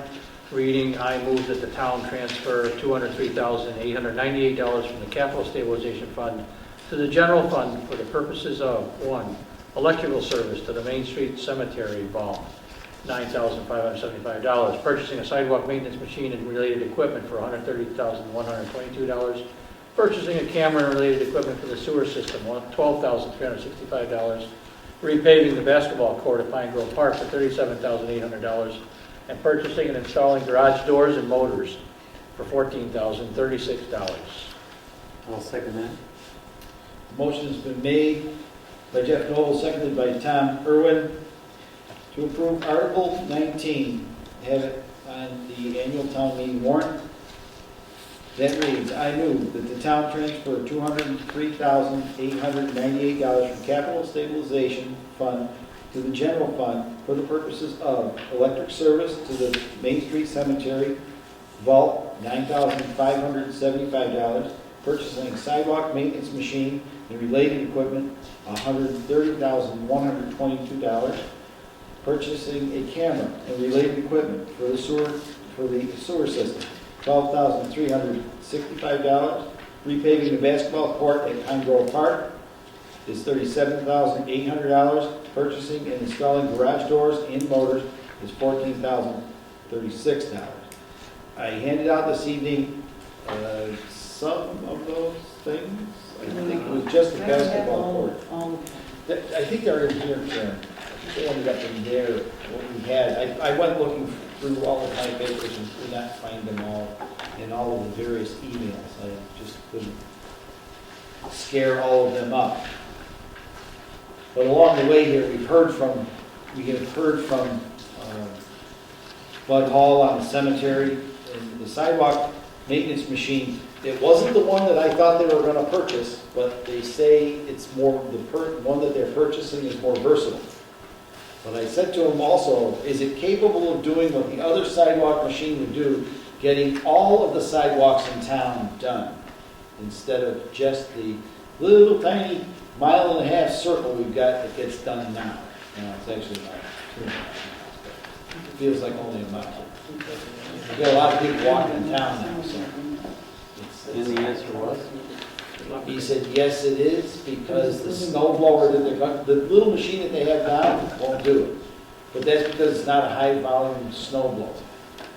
So that's why they're able to use that particular brand. I said, as long as it does what it's supposed to do, and we're not gonna be wishing we had something else, I'm good. Agreed. And the camera, they've had a need to, they've actually, I believe they've rented a camera several times. It's for the sewer lines. That's one that we might even solve a bunch of problems that we've been having. I'm just trying to answer anybody's questions. The doors we heard about from Bud earlier. Right? So, Are there any other questions or concerns related to this? Does this form relate to the doors? That may. The numbers aren't adding up, is what. 3350 and then it's 14,000. The same thing goes with another article that I don't understand. This is It's off by 4,000, so. Yeah, I don't. which I thought looked like Article 19, Section 5. Mhm. Yeah, the garage doors was, I think they're replacing all of them. It's all in here. That it's It's still- not even highway section. Louise, it sounds like that this is one of many doors. This only shows one door. And the wording is for multiples. I remember he has a bunch of work to do. Yeah, that one, I think we paid, Yeah. is this a I capital? know. Is this a capital? Yeah, they're all. Because they have to do all the doors, I think. Yeah, 'cause the next one's Expenditure, the total amount? Yeah. Did you get questions? We have a document that says $3,300 for the doors, and we have, this article calls for 14,000. This is meant to replace, I believe, all of the garage doors in the highway garage and provide each of them with automatic motors. This was an item that came up during the safety inspection that happened after an injury on site Right. and was, I believe, put forth as well, the motors were put forth as a requirement, at least. The backup paperwork, we have requests only one. Yeah, the Form C, I think it is, that was provided to us, was for only one door. See, he may have just, Oh, I'm sorry, I can't speak to that. I don't have that item in front of me. I wish I did. I can show you. I'll give you one, yeah. you know what we're looking at. The sidewalk machines, that's the number that I remember being. 130 is a sidewalk machine. Yeah, 131 is good there. How many garages are there? Oh, I'm sorry, this is for the salt shed. The 12,000 that's being requested is for The door, the garage itself. yeah. So, And so I don't know what happened. I don't know whether this was considered separately earlier or not. Yeah. For the salt Did shed. we do one that had been done right away out of the reserve fund? No, there were other fixes. Oh, there were other, The drain cover. oh, the drain cover thing, yeah. the sewer I have, but I don't have the Main Street bulb. We've got that one. And I don't have the, well, we're talking about the garage doors, I clueless on that one. I didn't see anything from that for capital expenditure, so the bulb You did. in the garage doors. I hunted around in my emails and I haven't seen it, so I don't know. I'm guessing you have paperwork to substantiate these be able to prepare this article? Yes, unfortunately, I don't have them. I can get it. Right, I mean, you didn't just make it up, so obviously you have the paperwork to support these. Considering these go down to the nearest dollar, I Right. would say they have. They've been quoted Well, out. yeah, I have let's- seen the paperwork, but All unfortunately. right, let me, Right. I'll spend Can some we time just get getting an Chase update? down and I'll send an email to everyone about all that Okay. documentation. How's that sound? Can Sounds we good. get an up- can we get an Aye. update? You're good. Thanks. All right. Hang on. I might be able to send it to everyone. I just wanted to know. You can fill us in after Yeah, you we're can fill us in. We're getting Yeah. a little long in the time here. moving ahead here.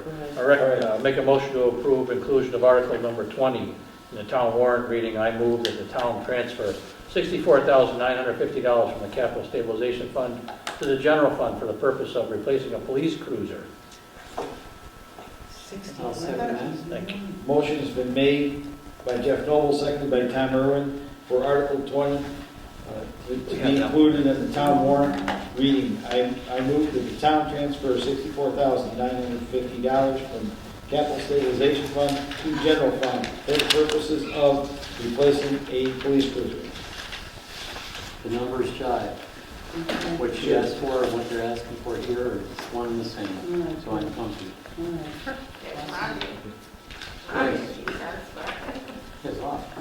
The only question I have, which really, I don't know if you want to bring up or not, is that they trade one of the vehicles in for a brand? Is that what I'm reading or no? They do.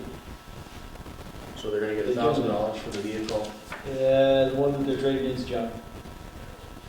You don't get much money for them, generally. Is that, does it say that that's a grand though? The grand, yes. So should it be 63,000? And do we care?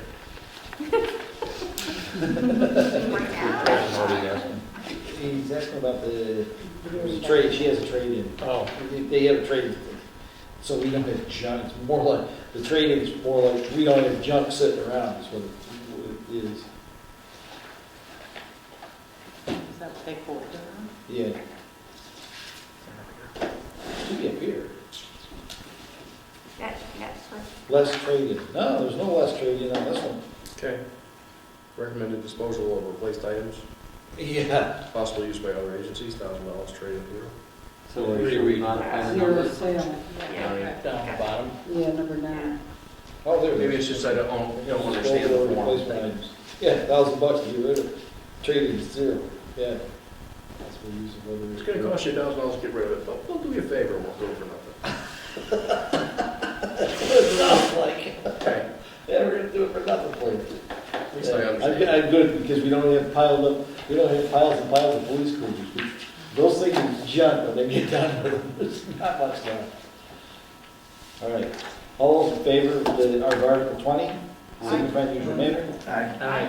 All those opposed, that is unanimous, thank you very much.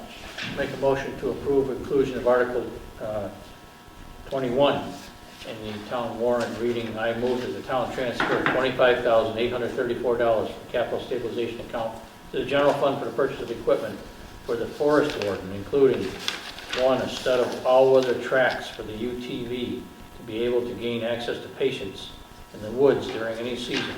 Also access fires during any season, as there are several structures deep in the forest, a total of $8,000.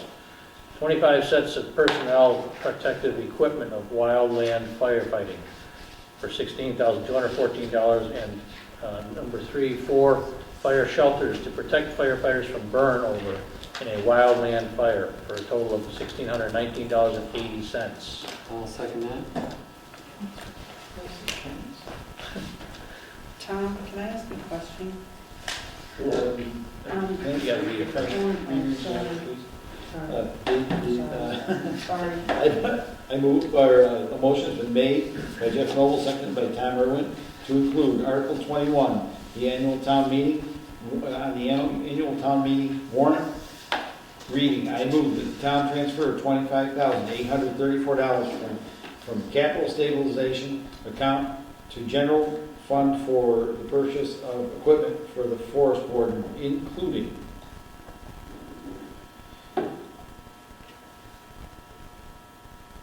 $8,000, a set of all-weather tracks for UTV to be able to gain access to patients in the woods during any season. Also, access fires during any season. As there are several structures deep in the forest, $8,000. It all equals them. Does it? Yes, So, yeah. I added it up. Okay. Just- How much was the last one? It says 80 cents.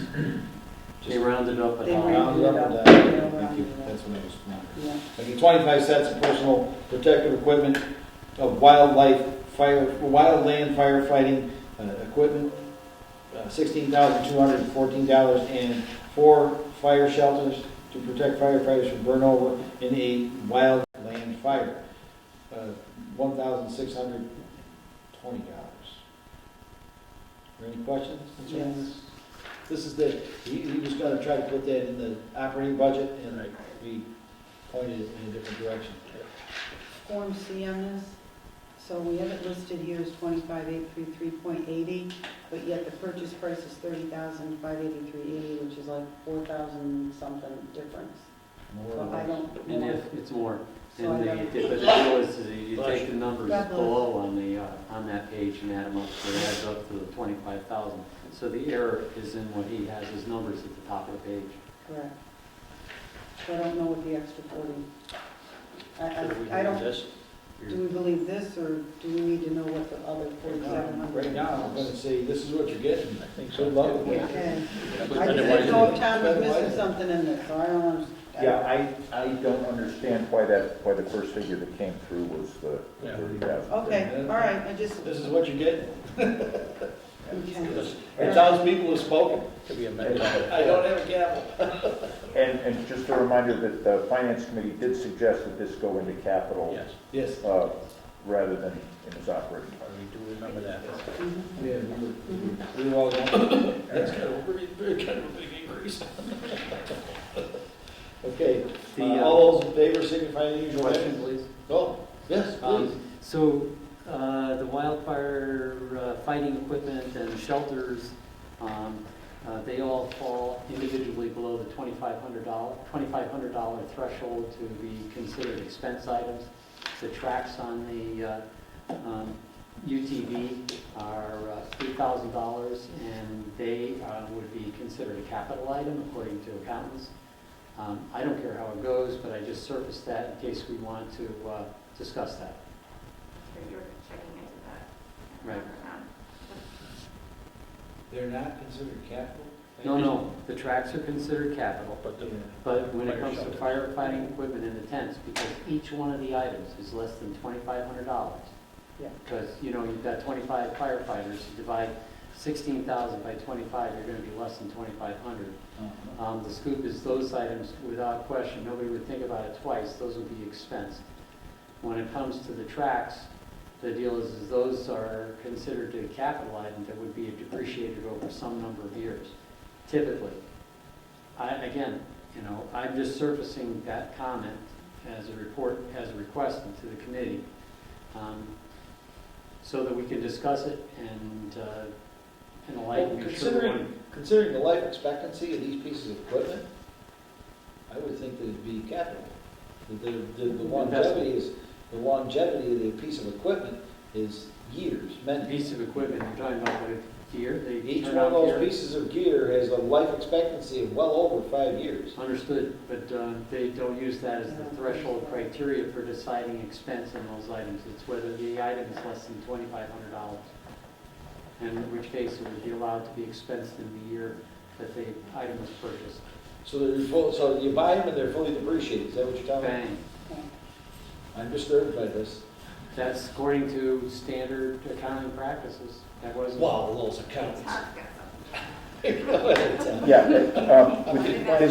the general point came up before, and the feeling before was that because this is a one-time purchase of equipment, that the total amount of money was worth considering as a capital expense, and that going forward, each of these pieces of equipment would be provided for in the operating budget. Okay, But so I I see- see, but I see yes, what- that's a good point. everything will be But- depreciated. It's listed here, right? Is that how they look at it? I don't know how Yeah. they. Yes, they'll- yes, if it's capitalized, it's going to be depreciated. So what will happen? I'm not sure we keep track of our capital items that closely. I'm sure we should, for resale value. I don't think we're planning to Yeah. sell them. No, I think we're- it's just that where Yeah. we're able to get our tax money back. I don't know if we pay taxes. That's the whole. And there are, there is a known That's why there's. life expectancy for these that the chief gave earlier that I cannot recall either. No worries. But I would- that was think covered during this I presentation. think our general point was the fact that this is not a recurring expense item.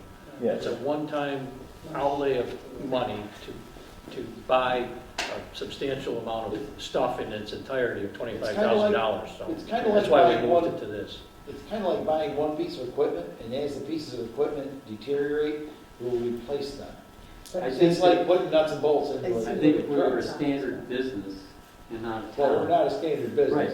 Right, I understand that. And We're if we were a standard business, we'd have to go and conform. But since we're not, we have some latitude, and what's proposed here, I withdraw my concern. God bless you, Tom. All right. Yeah, this is kind of an anomaly that he actually, it's kind of good that he found it, considering that we do actually get some players, believe it or I also think it's good to point out to the townspeople, the taxpayers, that they're purchasing something like this as a substantial sum, rather than trying to put it in as an expense item. not. Yeah, showing up with the raise and appropriate, that can get a little dicey. Yeah, the difference between a commercial thing and the town. Right. And just one further point. It is very specifically under the purpose of forest warden that these items are being purchased, which is why they're not being purchased by the water and fire district. That the fire warden is a town position and responsible for the forests. The forest warden is a town position responsible for care of the forest. So it does not come under the water and fire district purview. Thank you. Yeah, kind of forgot about that part, Tom. Okay, are there any questions or concerns with this article? Seeing or hearing none? Signify in the usual manner. Aye. All those opposed? It is unanimous, thank you very much. I'll make a motion to approve inclusion of Article number 22 in the town warrant, reading I move that the town transfer $20,000 from free cash to the general fund for a forest stewardship plan for sections of the former Barden property or any other town forest land. I second that motion. Motion's been made by Jeff Noble, seconded by Tom Irwin, to include Article 22 in the town warrant, in the annual town warrant.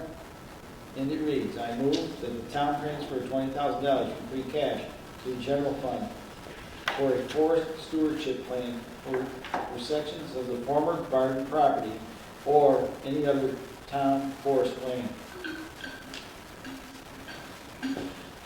Go ahead, John. This one's a little complex. Doesn't look complex, but it's actually very complex and refers back to Article 17, where the Barden Farm property is now under, it's been foreclosed on, the town owns it, and the tax title custodian controls the disposition of the land at this point. Article 17 would move the disposition of that land to the select board. This creates greater flexibility in its potential disposal. There are two competing proposals for its use before the select board at this time.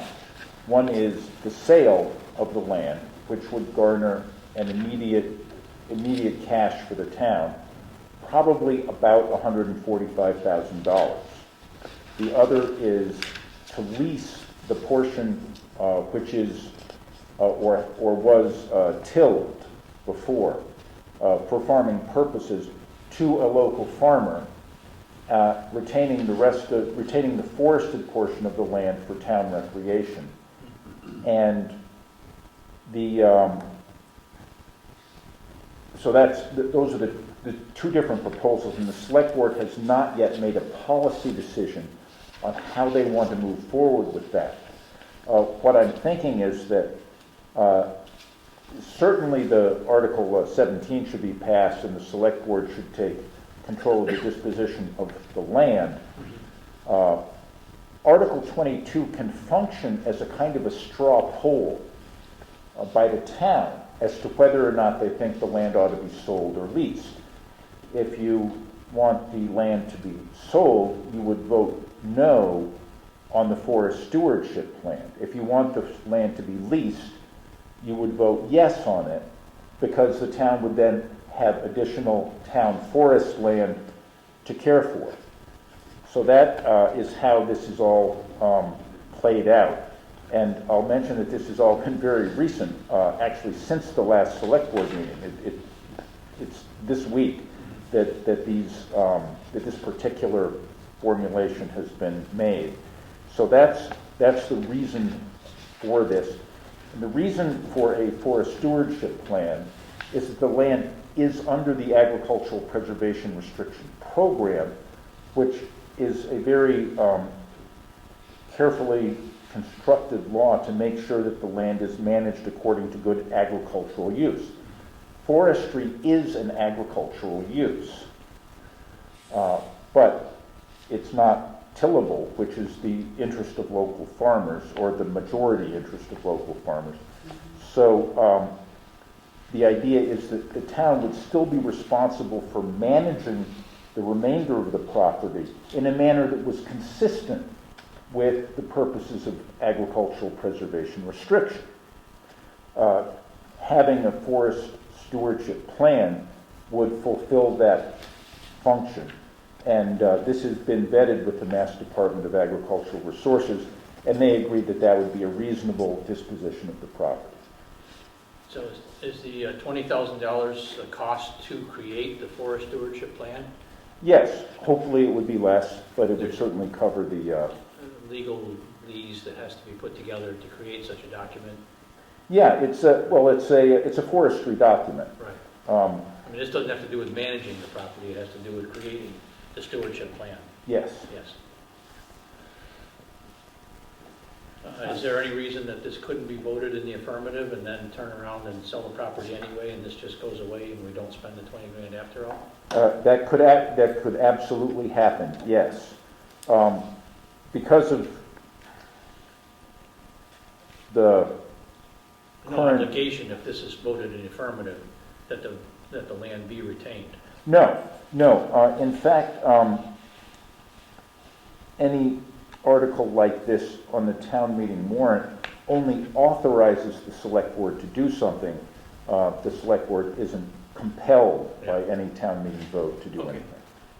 If the property is sold, does the agricultural preservation restriction go with that property sale and mandate the use of that property subsequent to the sale, or can that? Absolutely, yes. It will retain that through in perpetuity. Got it. The argument for the lease is that the lease would also be non-tax revenue for the town in perpetuity. I mention only because I'm the proponent of that side of the debate. The other side is, of course, perfectly valid too, that we get a guaranteed chunk of money up front if we sell it, and that the town should not be in the business of leasing land to people. The community that I just came from did lease some town land to a farmer, so I'm familiar with that model as well. Very good. I like that model better, just like Thanks. that's the thing. All right.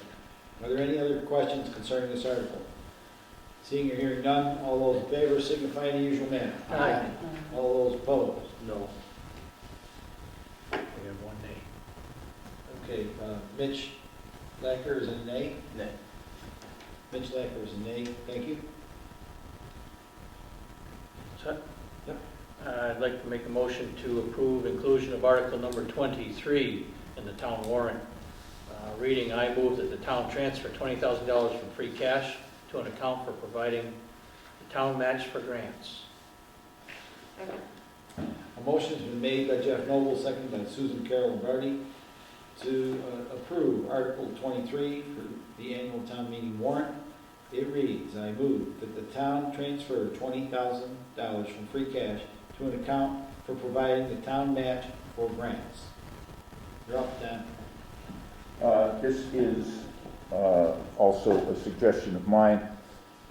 Some grants are promulgated or advertised in the middle of a fiscal year with a requirement to respond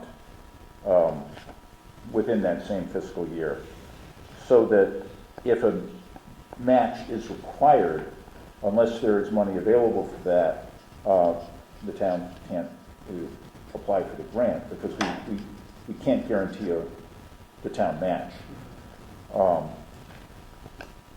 The grant that I have in mind in particular is grants from the Mass Office on Disabilities, which typically come out they're advertised in the spring, and right around town meeting time. So it's difficult to come up with a grant.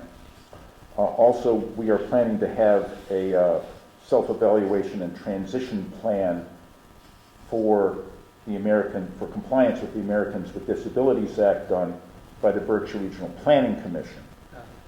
When that plan is done, we will then be able to apply for Mass Office on Disability grants. So I'm hoping that they can dovetail. They're a little late getting started, but I hope we'll have that done by the time that the grant program is out. So that's the specific use that I'm looking at here.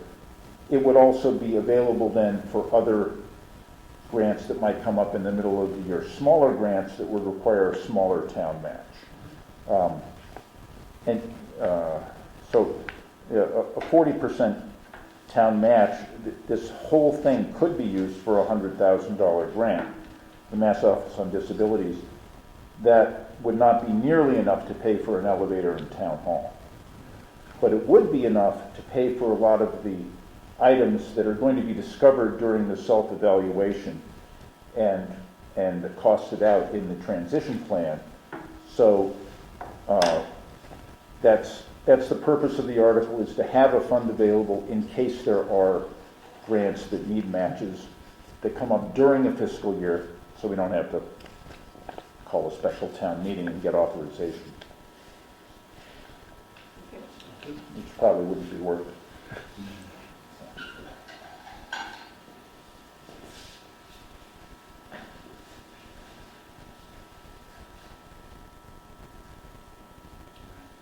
Are there any questions concerning this article? All those in favor signify in the usual manner. Aye. All those opposed? That is unanimous.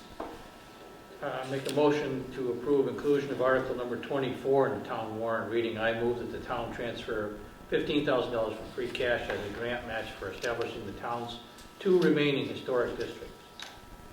Second that. Motion's been made by Jeff Noble, seconded by Tom Irwin for Article 24 to be included in the town warrant for the annual town meeting. And it reads, I move that the town transfer $15,000 from free cash as a grant match for establishing the town's 2 remaining historical districts.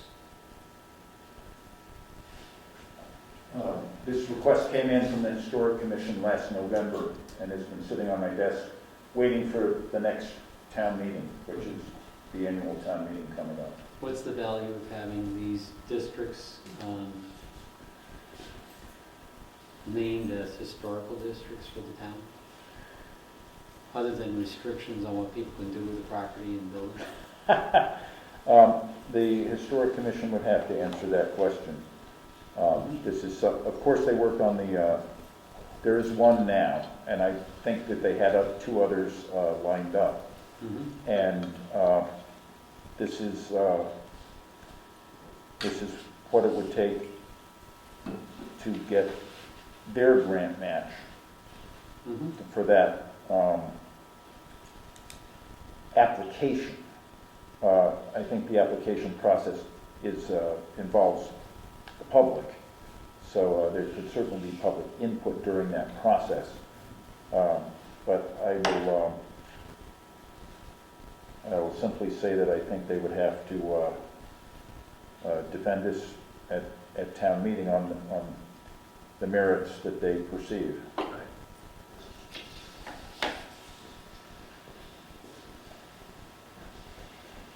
Are there any other questions concerning the article?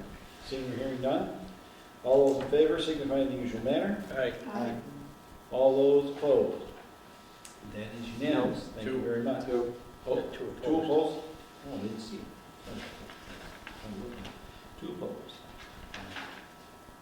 None of these, approving these just means that the article will be included on the town warrant.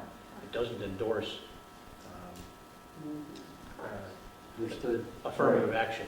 It's not an endorsement. Right. I'll make sure that's clear. Yeah, that's, should be heard. Last one, believe it or not, is I make a motion to approve inclusion of Article number 26 on the town warrant, reading, I move that the town amend its vote on Article 18 of the June 22, 2020 annual town meeting to include under the authorization to borrow $200,000 to rewire the IT system of Town Hall for security purposes, the additional authorization for connecting with fiber optic cable and related equipment to the Town Hall, Senior Center, Highway Department, Cemetery Office, and Pine Grove Park facilities. I'll second that. Motion's been made by Jeff Noble, seconded by Tom Irwin, for Article 26 to be included in the town meeting warrant. That reads, I move that the town amend its vote on Article 18 of the June 22nd, 2020 annual town meeting to include, under the authorization to borrow $200,000 to rewire the IT system for Town Hall for security purposes, the additional authorization for connecting the fiber optic cable and related equipment in the Town Hall, Senior Center, Highway Department, Cemetery Office, and Pine Grove Park facilities. All right, all this is just reauthorizing it? So it's authorizing, so Expanding the authorization. yes, it's not a new appropriation. The original motion was to rewire the IT system of Town Hall for security purposes. And this would broaden the scope of that authorization. If I may, I have a clarification, actually a correction to what I said before.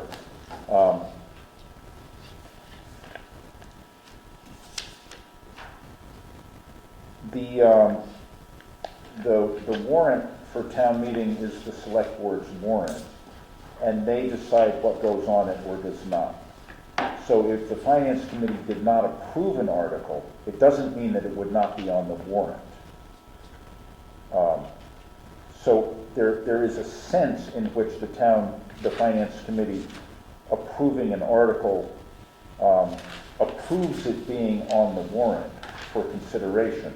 It's not quite the same as an endorsement, but the lack of finance committee approval would not keep it from being on the warrant. Right. Right.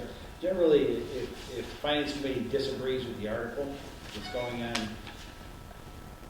we voice our concerns and it goes back to the select board for review. And it's actually changed on a few occasions. There have been concerns that the finance committee raised. That's the difference between the finance committee and the select board. The select board tell the townspeople what it is, and we tell them whether they can spend it or not. It's kind of how it goes. All right. Are there any questions concerning this article? Seeing or hearing none, all those in favor signify in the usual manner. Aye. All those opposed? Abstain. We have one abstention.